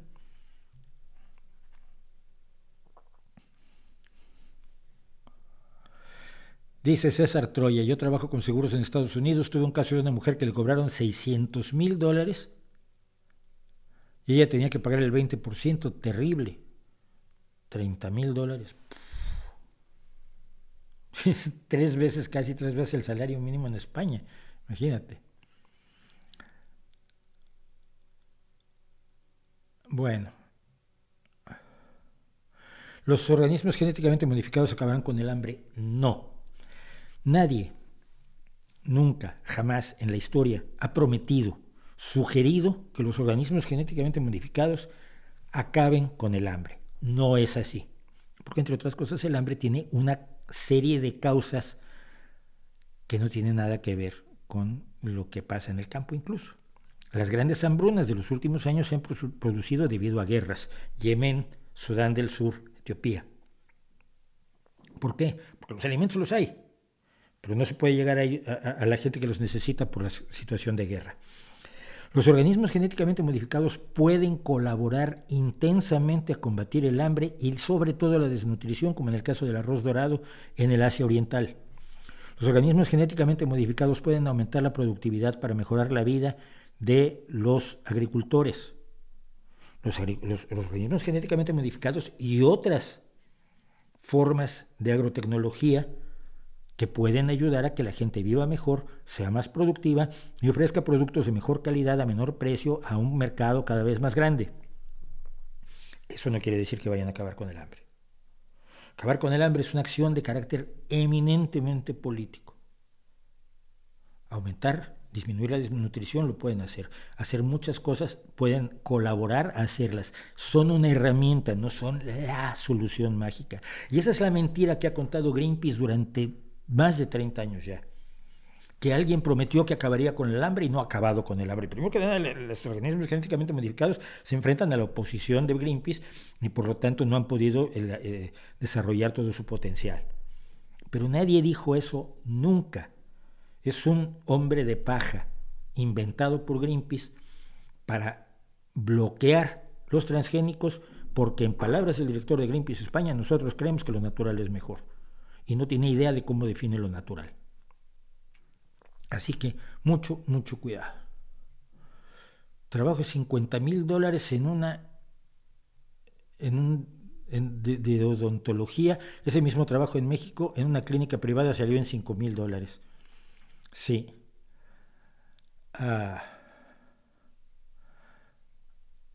Me preguntan sobre cosas que las que no sé nada y por lo tanto me callo. Dice Arturo, esa imagen de la gente en Georgia quedará para la posteridad, estoy completamente seguro. Me admiraron enormemente, como me admiraron los ucranianos en el Euromaidán antes de que la propaganda rusa empezara a decir que eran todos nazis. Y hay mucha gente que lo sigue creyendo y dice, pues como son nazis hay que matarlos. Oye, pues que están matando niños. Igual eran niños nazis, son ucranianos. Los ucranianos son ucronazis. Vamos a matarlos a todos y así acabamos con el nazismo.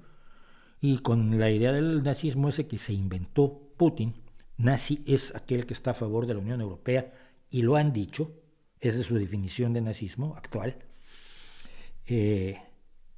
Con esa acusación se ha mantenido un ataque contra la gente que solo quiere estar en la Unión Europea y no volver a caber bajo... Hombre, hay que entender un poco, ¿no? La Unión, cuando Stalin dominaba la Unión Soviética, les provocó una hambruna que se llamó el Holodomor y que mató a millones de personas de hambre, porque les quitó sus cosechas para industrializar el resto de la Unión Soviética. Luego la gente es un poco rencorosa con ese tipo de cosas. Cuando matas a millones de personas de un país, luego no quieren ser tus amigos y mucho menos quieren ser tus súbditos. ¿Cuál es tu opinión de Remedios Varo y si la consideras superior a Frida Kahlo? La pregunta es rara, ¿no? Frida Kahlo tiene una obra muy pequeña, muy limitada en su temática. Era una buena pintora, pero Remedios Varo es un monstruo de la pintura, es un personaje gigantesco con una obra amplísima, extensísima, variada, enriquecedora, fantástica, generadora de fantasías. Tú te pones a ver los cuadros de Remedios Varo y echas a andar la imaginación y aquello es una fiesta de seres extraños y de mitologías inventadas a partir de la nada. Yo recuerdo, yo era amigo de gente rica, entonces yo era amigo de los que tenían el alquimista, me parece que se llama, el cuadro ovalado, que es un cuadro gigantesco además, donde está un tipo viendo que una planta que crece mal y todos sus cabellos son fórmulas matemáticas. Es una obra extraordinaria. Yo iba a casa de estas personas, yo era amigo de la hija, estudiaba conmigo. Yo era el pobre de la escuela, pero bueno, era su amigo. Entonces a veces iba a verla y quedábamos a las 4 y yo llegaba antes para estar 20 minutos viendo el cuadro de Remedios Varo. Y el mayordomo me traía café, imagínate una casa en Las Lomas en México, y el mayordomo me traía café. Y tenían un pequeño dibujo a tinta de Remedios Varo, que era un niño un tanto raro, no monstruoso, pero poco de los locos Adams, en una pequeña barca con una vela. Y tenía escrito de la mano de Remedios Varo cuál era el viaje que estaba haciendo este niño, y la imaginación se te podía desbordar.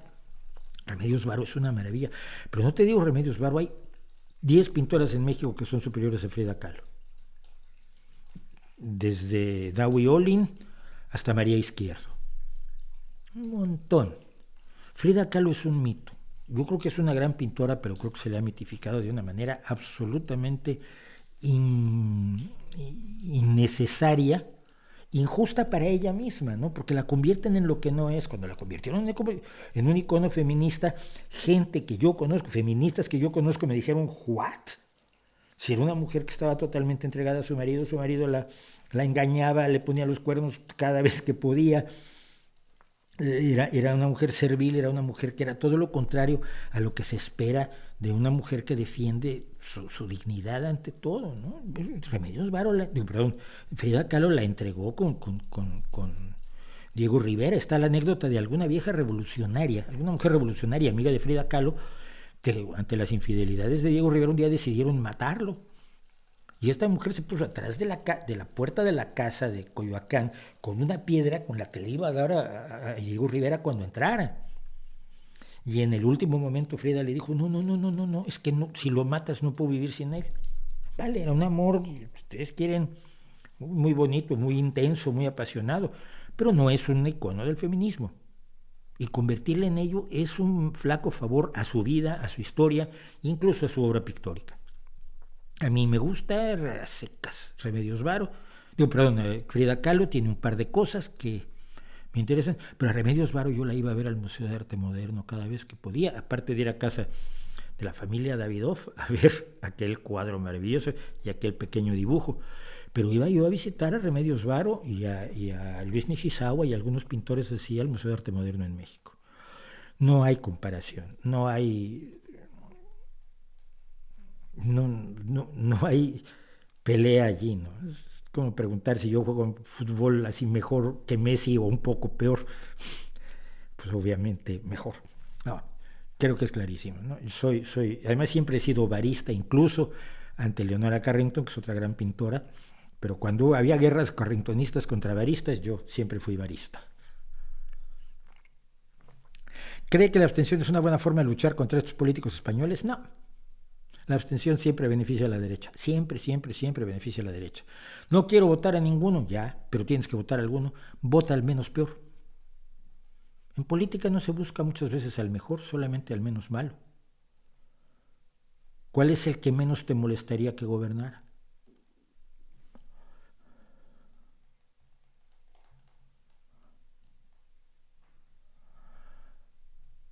¿Crees que votar por la coalición PRI-PAN-PRD no es buena opción? No, es lo mismo.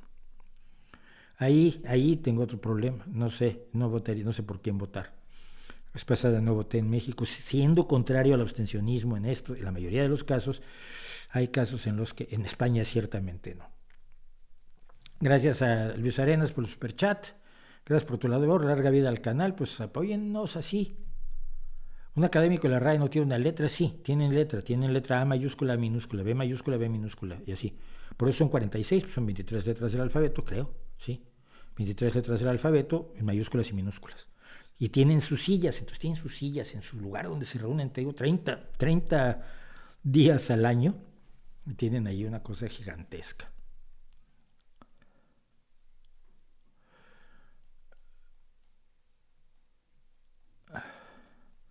Los de la RAE es como en las universidades públicas de México, donde a la hora de elegir directivos no toman en cuenta a los docentes, nos traen políticos que nunca pisaron un aula. Pues sí. ¿Te gusta Seinfeld? No, nunca me entusiasmó, nunca me emocionó, nunca no me divirtió.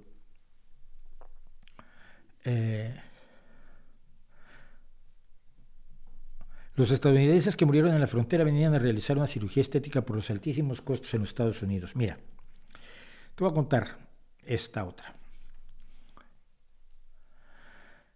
Los estadounidenses van por miles a México todos los días a comprar medicamentos o a realizarse procedimientos médicos de todo tipo, quirúrgicos y, como nos decía alguien de nuestro público, procedimientos odontológicos, porque el costo en Estados Unidos es prohibitivo. Por primera vez, después de verdaderamente una lucha enorme y de unas denuncias extraordinarias, una de las empresas farmacéuticas más fuertes, Eli Lilly, ha decidido ponerle un tope al precio de la insulina en los Estados Unidos. Es decir, que ninguna persona tenga que pagar más de $35 al mes por su insulina. Tenemos casos, y yo lo estuve mencionando en el vídeo que hicimos sobre la sanidad privada y sanidad pública, como en Estados Unidos la gente usa menos insulina de la que debe porque así le dura más. Sí, pero te estás matando al no usar la suficiente insulina, la insulina que necesitas para sustituir la función de tu páncreas o la función de la utilización del azúcar que tienes en sangre. Entonces la gente utiliza menos insulina porque no le alcanza, porque los precios eran de locos y en el resto del mundo son mucho más bajos. Solo en Estados Unidos son altísimos. ¿Por qué? Porque es una historia de horror de libre mercado, porque pueden. Y porque en otros países, por ejemplo como en España, la insulina la compra el gobierno.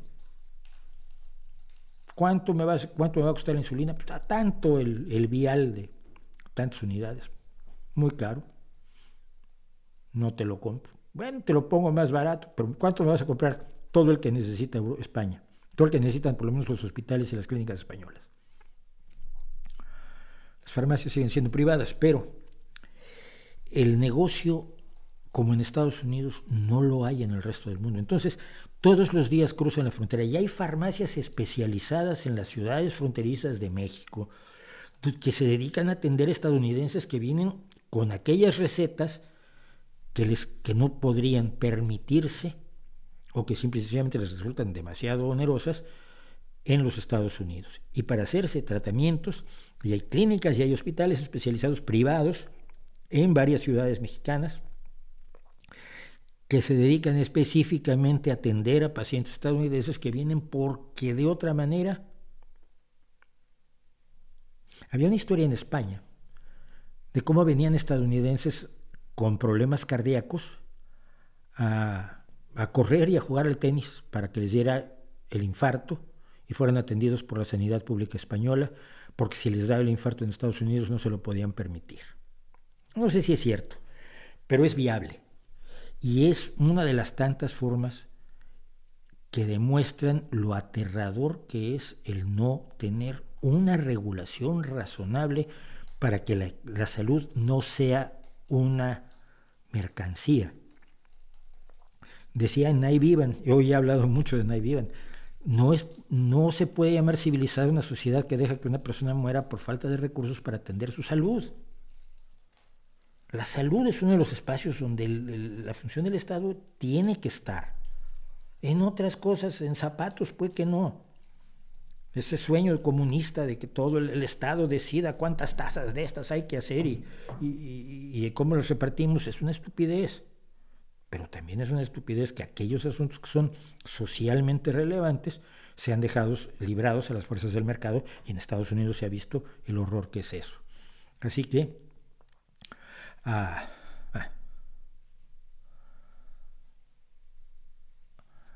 bueno, yo voto al partido político que no tiene ningún funcionario en sus listas, pero vas con problemas. Funcionarios generalmente no van a las listas, ¿no? Estoy pensando en la lista que se ha confeccionado para el municipio aquí por parte del PSOE, y no creo que haya ningún funcionario. Hay técnicos, sí hay técnicos, pero que no trabajan como funcionarios, pero tienen conocimientos técnicos.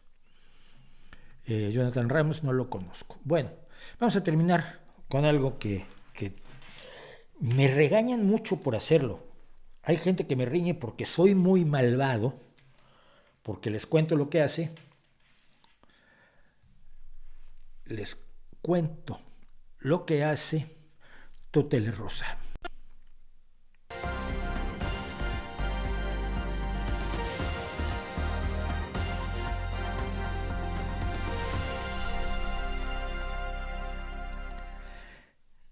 Y el tema, al parecer, esta semana fue, aparte de China, no necesitamos nada de lo que China nos pueda ofrecer, pero bueno, si nos da armas, pues igual las aceptamos, o igual no nos conviene aceptarlas. Están muy preocupados con China últimamente. Pero el tema de esta semana de todos los propagandistas rusos, al parecer, es el mundo está con nosotros. Y, por supuesto, empezamos con nuestro viejo conocido Vladimir Soloviov, diciendo que lo que quieren es acabar con nosotros, que es su cantaleta cotidiana. ¿Entendemos siquiera qué horrible peligro está colgando sobre nuestro país? Nadie está planeando negociar nada con nosotros. Ya, pero tú mismo has dicho que no quieres negociar con nadie, que Rusia no tiene por qué negociar. Entonces, ¿ahora por qué quieres que negocie? No entiendo. Debe entenderse esto. Están planeando destruirnos. Bueno, si tú dices que están planeando destruirlos, no veo quién. No veo que a nadie le interese destruir Rusia. No veo cómo se beneficia ni Estados Unidos, ni Europa, ni África, China tal vez, y ni siquiera en la destrucción de Rusia. Pero una cosa que quería comentar nada más, porque en esto estamos, este es Vladimir Soloviov arriba en octubre, cuando empezamos a hacer nuestra tele rusa, y ese es Vladimir Soloviov ahora esta semana. Este hombre está mal. Este hombre tiene algo, o está haciendo la dieta más eficaz del mundo, pero sí yo empecé a darme cuenta de que teníamos un problema allí de que don Vladimir Solovyov está desmejoradito. Esperemos que no sea nada, porque no hay por qué desearle mal incluso a un miserable propagandista como este. Vamos pues a continuar. Esperen que tenía yo aquí una nota sobre lo que estamos viendo. Bueno, porque usted probablemente no está enterado de los países europeos que están desapareciendo. Grandes naciones europeas están desapareciendo. Es decir, solo quedan dos: Turquía, el Imperio Otomano y Rusia. En serio, ya no existe Gran Bretaña, no existe Francia, no existe Alemania. Y hay gente en Rusia que lo cree, que solo quedan dos potencias en el mundo, en Europa, perdón, que son Turquía y Rusia. Mientras que tú sobreestimas la importancia de la nación ucraniana. Mira en qué se ha convertido. La gente ordinaria y especialmente el liderazgo literalmente se han convertido en animales. No son los que están destruyendo las casas, las escuelas, los hospitales, los animales. Son los ucranianos los que se han convertido en animales. Pero por eso esta mujer, a la que llaman la Tesla rusa, creo que está haciendo también, prometiendo camiones que nunca han mostrado que funcionen, está informándonos cómo hay que conquistar Ucrania, porque la gente no lo sabe. Básicamente, si quieres conquistar un país, una nación, ¿qué es? La tierra y la gente. Lo que quieres es expulsar o matar a esa gente. Quieres usar esta tierra. Esa es la única forma de decirlo. Te sientas y contemplas cómo matar a esta gente. Si empiezas un ataque nuclear, obtendrás una respuesta. Reaccionarán contra ti con otro golpe nuclear. Como lo haces sin un ataque de reacción, vuelve loca a la gente. Haz que desciendan al nivel de animales. Provoca que se rindan voluntariamente, avergonzados de su patriotismo. Yo no haría esto con ningún pueblo, ¿no? Pero lo que se está planeando es cómo aniquilar al pueblo ucraniano. Y luego te dicen que no. Pero bueno, no lo está diciendo el Kremlin, pero lo está diciendo en los medios del Kremlin, en los medios autorizados y por una de las industriales y empresarias más importantes de Rusia, o sea, una oligarca rusa. La situación económica en Rusia es mejor que la de Estados Unidos debido a un simple motivo. Tenemos una baja densidad de población y un enorme bloque de recursos. Tenemos una ubicación geográfica afortunada y tenemos una dotación genética fuerte. Sin importar cuántas veces han tratado de destruirnos, tenemos una reserva genética muy fuerte de científicos, desarrolladores, etc. Esta mujer está convencida de que ser científico desarrollador depende de tu genética. Y termina. Se está formando una muy poderosa coalición oriental. Moverse al oriente es mejor, no peor. Esto incluye a todo el mundo árabe, a China, África. También América Latina, Brasil, Argentina, Paraguay, Uruguay y demás. Digo que este es el tema de la tele rusa esta semana porque, miren ustedes, creo que lo que sigue también es todos están con nosotros. En esta guerra, la mayor parte de la humanidad simpatiza con nosotros. Esto fue evidente en la reunión de ministros de exteriores del G20. China, India, el sur global, Latinoamérica, Sudamérica, son lo mismo, simpatizan con nosotros. Mira, Vladimir, siento mucho decirte que no. Mira, el 22 de marzo del año pasado, en las Naciones Unidas se condenó a la invasión rusa, se condenó la agresión contra Ucrania por 141 votos a favor, 5 en contra. Bielorrusia, la República Democrática de Corea, Eritrea, la Federación Rusa y la República Siria. Y 35 abstenciones de los que no se quieren mojar ni meter en líos. Esto fue en marzo de 2022, pero en febrero de 2023 la Asamblea de la ONU aprobó otra vez con 141 votos a favor y la abstención de China una resolución que pide el alto al fuego y la retirada de Rusia de los territorios ucranianos ocupados. 141 países son más que los 5 que votan contigo. El mundo no está con Rusia. Cada vez más gente, incluso en las izquierdas que siguen con el sueño soviético, se están dando cuenta de que están defendiendo una masacre genocida de crímenes de guerra que ninguna persona puede asumir como algo que pueda apoyar. Pero se le está contando esta historia, no a ti, a la gente en Rusia. Esto es lo que se les está contando. Pero bueno, seguimos porque el G20 fue protagonista esta semana. La guerra que estamos tratando de... Escucha, esperen, porque aquí yo me equivoqué, tenía que hacer la presentación. Sergei Lavrov, que es uno de los personajes más siniestros que yo he visto en mi vida, de verdad, no por otra cosa, el sujeto cuando ríe te da escalofríos, estuvo en el G20 diciendo lo que vamos a escuchar. Y lo que vamos a escuchar es cómo se rió la gente de él. Dejen subir el volumen de esto. El otro lo tenemos bajo. Me han pedido que lo tenga bajo para que puedan oír mi traducción. Aquí no traduzco yo.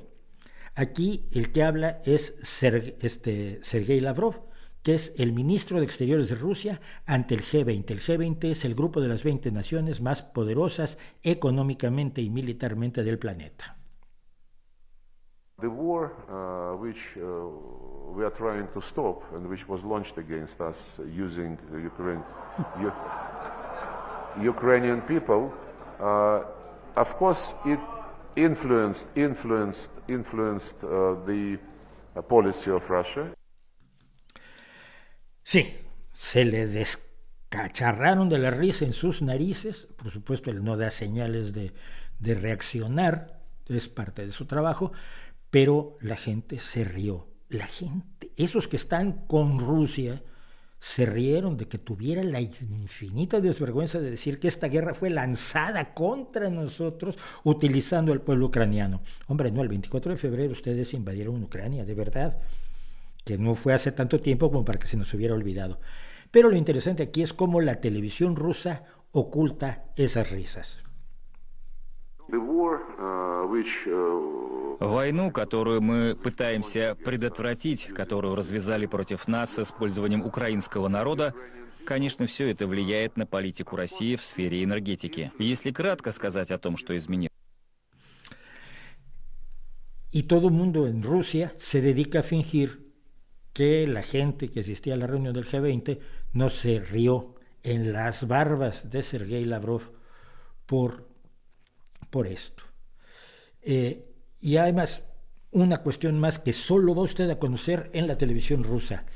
Están derrocándose muchos gobiernos en el mundo y no nos damos cuenta.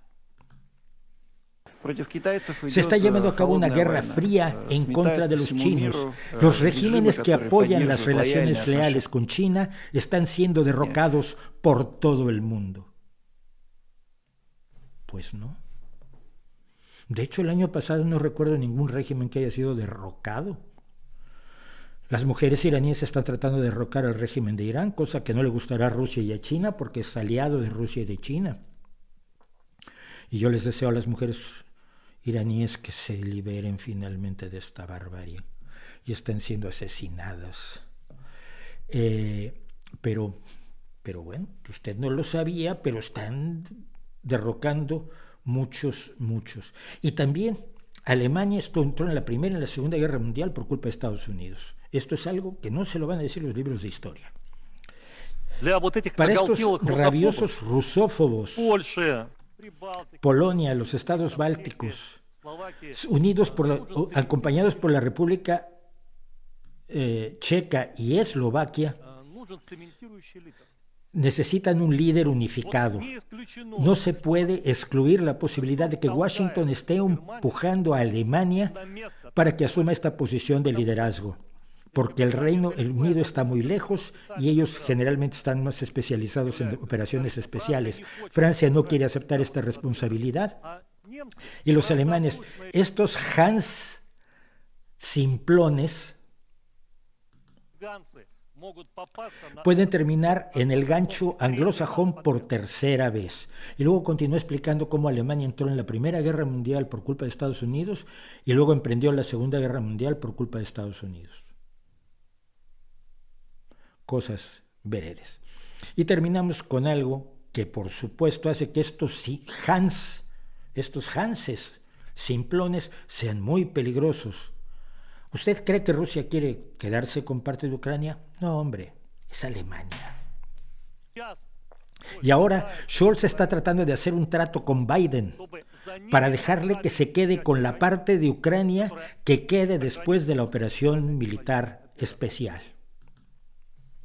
Así que ahí lo tiene usted. Rusia no quiere anexionarse a Ucrania, sino que es Alemania la que quiere quedarse con el trozo de Ucrania que quede después de la operación militar especial, que ya todo mundo, menos los más extremistas pro-Putin, llama una guerra y no una operación militar especial, que nunca fue. Esa es su tele rusa de hoy. Esto es lo que vemos aquí continuamente. Espero que los que creen que soy muy malo por decir lo que dice la tele rusa me perdonen, pero no me lo estoy inventando. Es lo que hace la tele rusa y la propaganda que se dirige a un pueblo que quieren que apoye una guerra absolutamente inaceptable.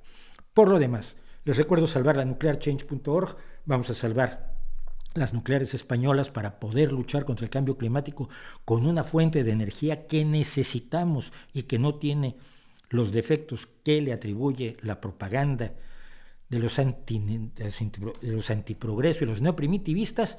Y yo, por lo pronto, me voy, los dejo, nos vemos el miércoles con nuestro video temático, nos vemos el jueves aquí. Les recuerdo que estamos también en podcast y como todos los jueves, ahí les dejo mi reputación para que la hagan pedazos.